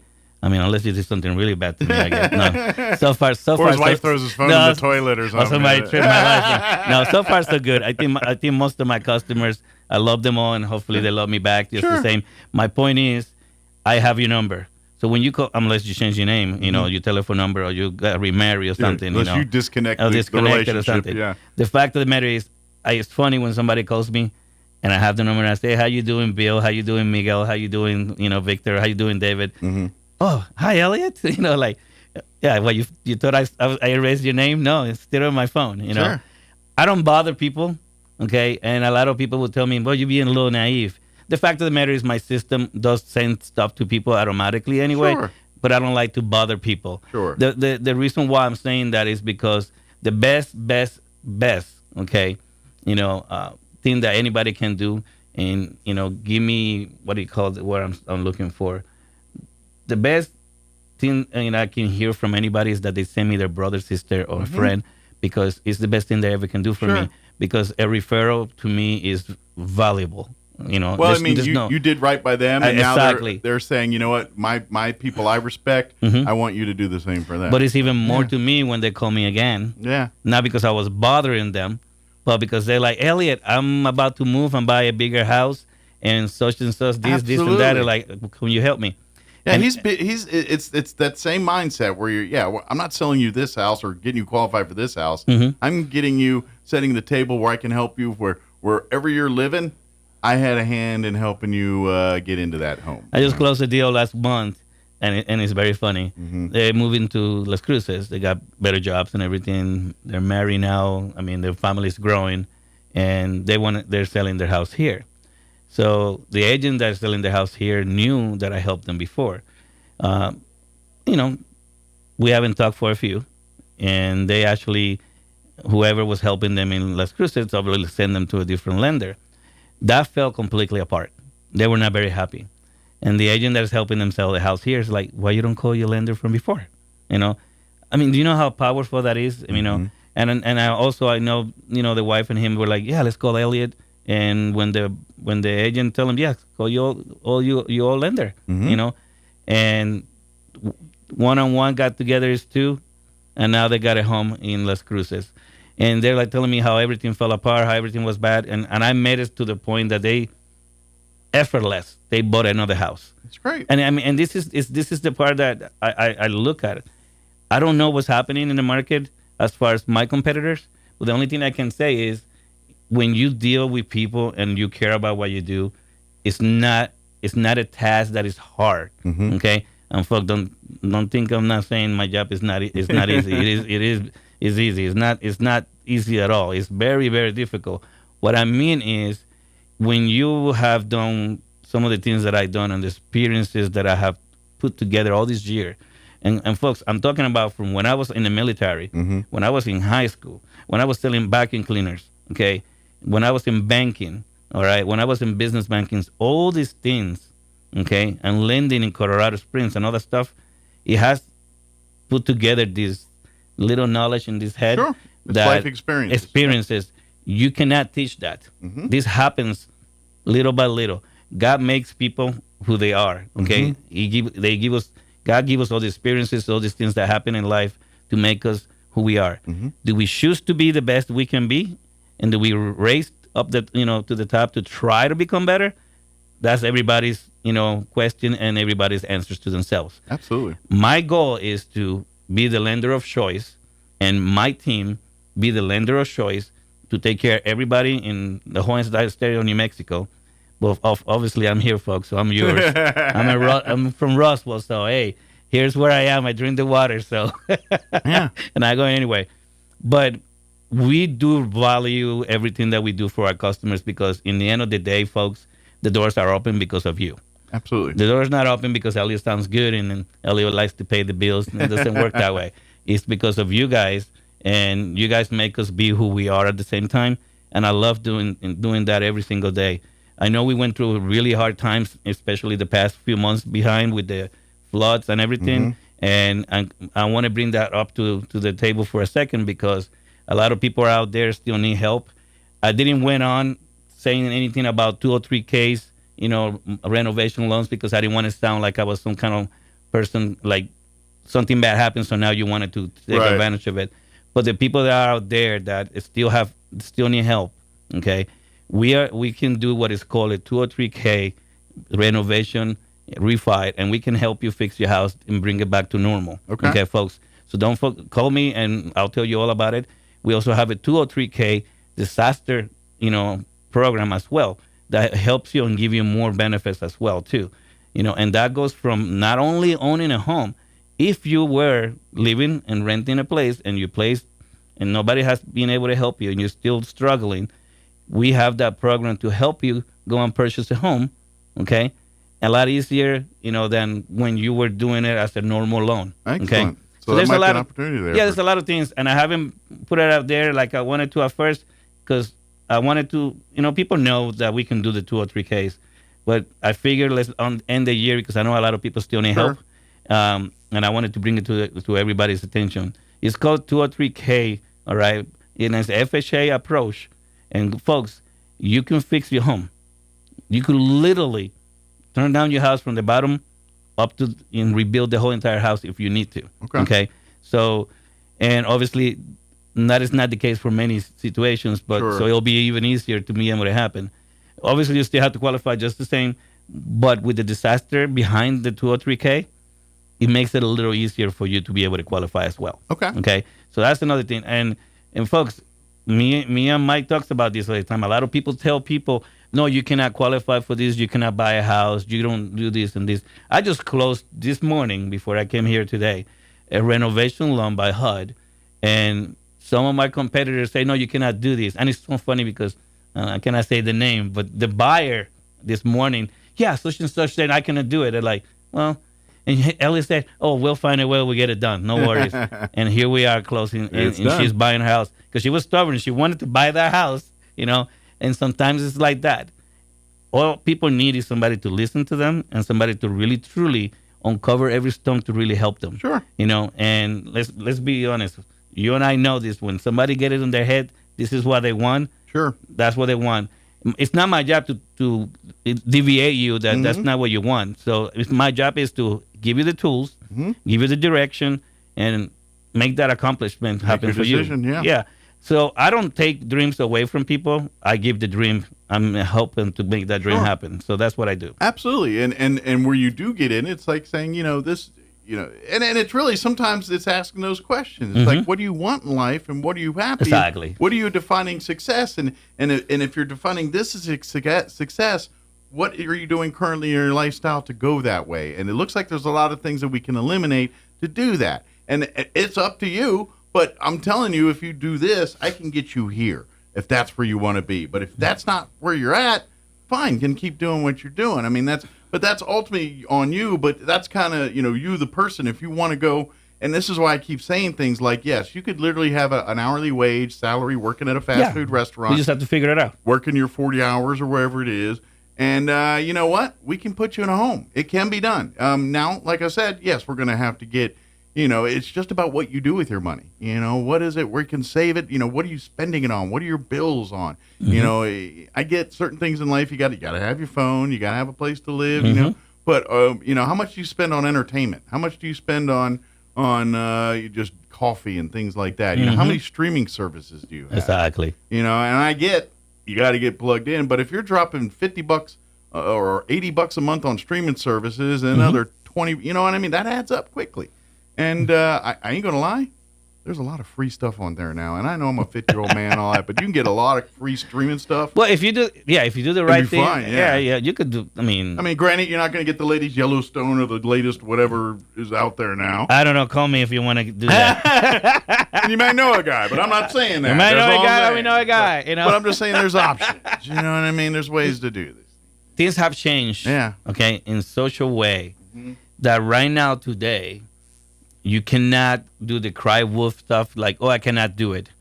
You just have to stand up, step it forward, and say, you know what, I'm going to do this thing. And credit, and how credit's established and how it's determined and what your score is good, it's night and day different than your daddy's, the way it was done, and everything else. Let me tell you, folks, if you don't have credit score, it's not as bad as a lot of people think that you cannot buy a house. Come and talk to me. I'll tell you how to do it. Okay? Yeah. You don't have to have credit to be able to buy a house.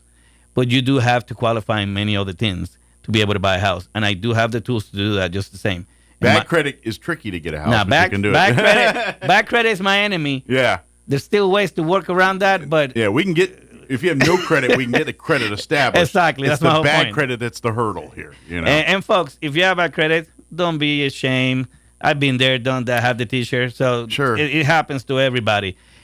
I'm here not to judge you, but to help you and give you the tools to help you step up forward and do better for yourself. And let's face it, and I'm seeing the times, we're pretty to wrap it up, but let's face it, if you don't know, you don't know. And if no one's taught you or if no one said, and so that's, I know sometimes there's this, I should know about these kind of things. And it's like, but if your parents didn't know or no one sat down and talked to you about it, how are you supposed to? Yeah, you're not going to know. Unless you, and to be honest, you're like, you can get on the internet, but what are you looking for? Do you know what to look for? I mean, how do I buy a house? I guess you can start there, but I mean, and then you start getting in the weeds when they start throwing all kinds of acronyms at you. It's like, so that's why Elliot loves to sit down with folks and educate and get them understanding how the game works. I tell my guys, and they laugh at me because they look at me all weird, like I feel like I'm talking to the grasshopper and I'm the priest, and they're trying to teach you how to, what's up kind of deal with hey, by the way, Karate Kid new stuff is coming up too. I saw that. I think they have one more episode. I'm all the way up to they got one more thing they're going to hit us with at some point. Crazy. But yeah, I'm waiting on that. So folks, my guys, I always teach them that knowledge is power, and this is a lot of people. I tell people my guys are better than me, and people say, but how is that possible? You know why it's possible? Because they got their own knowledge, and they still have me behind them too. Sure. So the point of the whole matter and what I'm trying to say here, it's not only Elliot by itself. Right now, there's three of us. That means we can accomplish and help a lot more people. Okay? Absolutely, yeah. So folks, if you've been thinking about buying a home, don't be afraid of it. Okay. And if you cannot buy a house right now, I'll give you the footprint of what you need to do. So don't worry about that stuff. Okay. The conversation can be had today. I'll have a bigger smile. I got literally like 1,200 applications in my system. I got about 300 people that are trying to buy houses. I got 500 people that are pre-approved and sure we're going to move forward. It's a matter of them making the decision and do what they need to do. I'm here to help everybody. Yeah. I don't care where you come from. I don't care who you are. Yeah. I don't care how big the loan is or how small it is. Sure. We are here to help you. And the ball's in your court. Exactly. When you're ready to make that time. Now, there are always things in the world that might behoove you to take more of, when interest rates change or something's like, and interest rates are getting better, but it's going to take longer than what a lot of people are, estimating and hoping, okay? And the Feds are not going to do another 1%. Now there's a talk of 0.5 point drop first. You cannot change the system too fast because just like anything can explode, it also can implode too, okay? So you cannot do it fast enough. It's like science or anything else. You raise the temperature too quick or lower it too quick, and that can create explosions or other issues in the financial world. It's the same thing. If you don't gradually, it's kind of like, a drug addict, you don't cold turkey on some certain drugs. You got to wean them. You got to slow it down and wean them off. Cold turkey is not such a fun thing to do. It just depends on, but this is kind of what it is. Same idea. Same concept. But if you need to get a hold of Elliot here, and after listening to us here and saying, maybe it's time for me to talk to Elliot here, you can call him direct on his cell at 719-237-4680. Again, that's 719-237-4680. You can always visit his new office right here in Roswell 204 West 2nd, suite number 5. Just right kind of over that way. right across the police station. If you were ever in trouble, at least you know where it is. Yeah.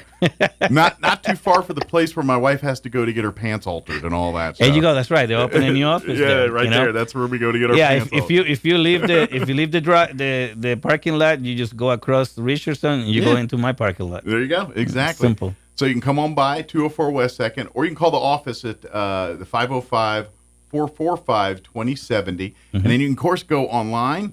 He has a website, and you can go to loandepot.com, www.loandepot.com/Elliot Rodriguez, all one word, all lowercase, one L in Elliot, and then the Z on the end of Rodriguez. Correct. That'll go to his website. And then same thing with email. That one's Elliot Rodriguez, same all lowercase, one L with the Z, at loandepot.com to shoot him an email direct here as well, too. Or like I said, just come by the office. He's got Facebook as well. Just type in Elliot Rodriguez just look me up and you'll see. I always say, just look me up in there. Because I am a salesman. Obviously, I can talk a lot. just look me up. That will speak for itself. Sure. Simple as that. But yeah, if you're wanting to process, and trust me, if you're renting right now, let's see what we can do to turn that rent check or rent payment into a mortgage, and then that $800 a month or $1,000 a month or whatever you're paying now for that mortgage or for that rent is going into your mortgage, and then some of that's going back to your principal. You're building equity, and next 5 years of doing that, you got 20-30 grand sitting there waiting for you to put towards a new house. Well, it's still better than having it in a regular savings, no matter what. Absolutely. And that's, ultimately you pay off a house. That's the idea. Yeah, that's the idea. So thank you, Elliot, as always. Merry Christmas to you and your family. Merry Christmas to everybody. And Happy New Year if I don't see you before Happy New Year. 2020. Yeah, if we don't end up playing poker or something. That's right. I know. That's right. Who knows? Get Thomas up, see if he's going to do a Christmas Eve poker blowout. No, Merry Christmas to everybody and Happy New Year's. Happy New Year. Thank you, Elliot. Thank you for having me. All right, 9:51. Let's pause for news and some commercials and all that before they kick me off the radio. Don't go away. Now for your Pecos Valley news update. I'm Jared Sorello. A traffic alert for you in Eddy County. First off, crews will begin work on New Mexico 524 from milepost 6 to near milepost 7, which is Lee Street in Carlsbad, on Saturday. The project includes a mill and fill, restriping of crosswalks, and the roadway. The total cost is pegged at about $279,000. The work is expected to be completed by Monday morning, weather permitting, of course. So, beginning Saturday, you can expect Lee Street in Carlsbad to be closed to through traffic between Alta Vista and Standpipe Road. Eddy County Commissioners have voted unanimously to approve massive pay increases for some county officials. New salaries will apply to officials sworn in for new 4-year terms beginning January 7th. Commissioners will get a 69% pay raise, 72% for the county treasurer, and nearly a doubling in salary for the elected county sheriff. In November, voters approved transferring salary decisions to county commissioners. Previously, state lawmakers had the decision. You're up to date. I'm Jared Sorello. The Sean Hannity Morning Minute. The Democratic Party has become radicalized. It has become extreme. Really, sex change operations, taxpayer funded for illegal immigrants, and a pathway to citizenship, amnesty, and no consequences for not abiding by our laws, border sovereignty. It's insane. The Democratic Party is now the party of coastal elites. They represent Hollywood, San Francisco, D.C., New York, and Chicago. The Republican Party has become the party of hard-working men and women that believe in liberty and freedom and are tired of everything being shoved down our throat, from what we drink to what we drive to the refrigerators we use. From coast to coast, from sea to shining sea, it's the Sean Hannity Show. Hey, if you ever worry about the safety of your home, your family, there's no better time to act right now with Simply Safe Home Security. Now, one listener writes, quote, "Because I had Simply Safe, the man who burglarized my home is now spending 6 years in a New York prison. And right now, you, my listeners, get 50% off any new Simply Safe security system just by going to simplysafe.com/Hannity. Now, Simply Safe has the technology to stop criminals from even entering your home in the first place with their exclusive Active Guard outdoor protection. Live agents keep watch outside your property 24/7. You get professional monitoring plans starting about $1 a day. Now, Simply Safe is extending their massive Black Friday deal just for you, my listeners. This week, you get up to 50% off any new system with a select professional monitoring plan. It's the system I have. You'll love it. Just go to simplysafe.com/Hannity. That's simplysafe.com/Hannity, because there's no safe like Simply Safe. With the Wall Street Business Report, I'm Rich Thomason. An inflation gauge closely watched by the Fed barely budged last month, a sign that price pressures cooled after 2 months of sharp gains. Prices rose just 0.1% from October to November. Year-over-year inflation was 2.4% last month, up from 2.3% in October and above the Fed's 2% inflation target. Workers at 7 Amazon package delivery centers have gone on strike. The Teamsters calls it the biggest job action yet against Amazon, which says it does not expect the walkout to affect its operations. Starbucks workers are going on strike today. Walkouts are planned in Los Angeles, Chicago, and Seattle, and could spread to hundreds of stores across the country by Christmas Eve. Their union accuses management of failing to honor a commitment made in February to reach a labor deal this year. For the Wall Street Business Report, I'm Rich Thomason. KC Light Tower is proud to partner with the Pena Project in ringing in the new year with Mark Chestnut. New Year's Eve from 6 p.m. to midnight at the Artesia Country Club. Come get drinks, food, and socialize before the concert starts at 9. In a combined effort with Royal Services LLC of Artesia, the Pena Project is here to offset some of the costs associated with the passing of a loved one. All money from this event goes towards the Pena Project, who helps cover the costs of funerals of unexpected deaths. KC Light Tower's professional mechanics are always out in the field and are Deutsch certified. KCLT is there to make sure your site is ready when you are and can certify your man lift and forklift operators on your site or on our yards. Save KCLT in your contacts. 575-308-8647. Surface rental equipment all in one place. KCLT, helping you keep America running. Proud sponsor of the Pena Project. Hey, Roswell and surrounding areas. Roswell Ford Sales is back home at our dealership at 821 North Main Street. We're closing in on our 2024 sales goals, and we'll do whatever it takes to make a deal during the year-end sales event at Roswell Ford, where you'll get huge savings, more for your trade, and rates as low as 0% APR. Shipments of new and quality pre-owned vehicles are arriving daily, so you can upgrade for less. If you're upside down in your loan or stuck in your lease, Roswell Ford wants to get you low leased, even if you owe thousands more than your trade is worth. Worried your credit is on On the naughty list, Roswell Ford has partnered with the most aggressive lenders that will push to approve you today, even with bad or no credit. Plus, we have a great selection of low mileage, one-owner pre-owned vehicles, all in prime condition, starting at just $10,000. Lower prices, exceptional trade-in values, and a better buying experience. Get on board at Roswell Ford with new management and a whole new attitude.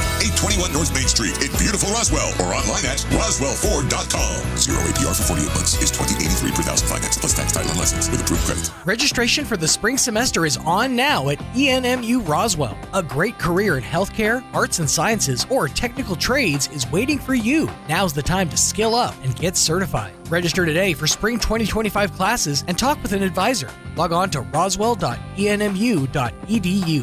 ENMU Roswell, success starts here. Success starts here.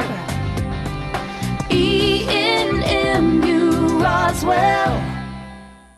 If you're missing a tooth or several teeth, a dental implant may be the ultimate solution. Implants look and feel so much like real teeth that you probably forget you have an implant. Maupin & Brown Dentistry is one of New Mexico's most experienced implant providers, with literally thousands of implant patients who are absolutely delighted with the results. Call Maupin & Brown today for an evaluation. You'll be surprised how affordable implants can be. Maupin & Brown, your choice for experienced, state-of-the-art dentistry.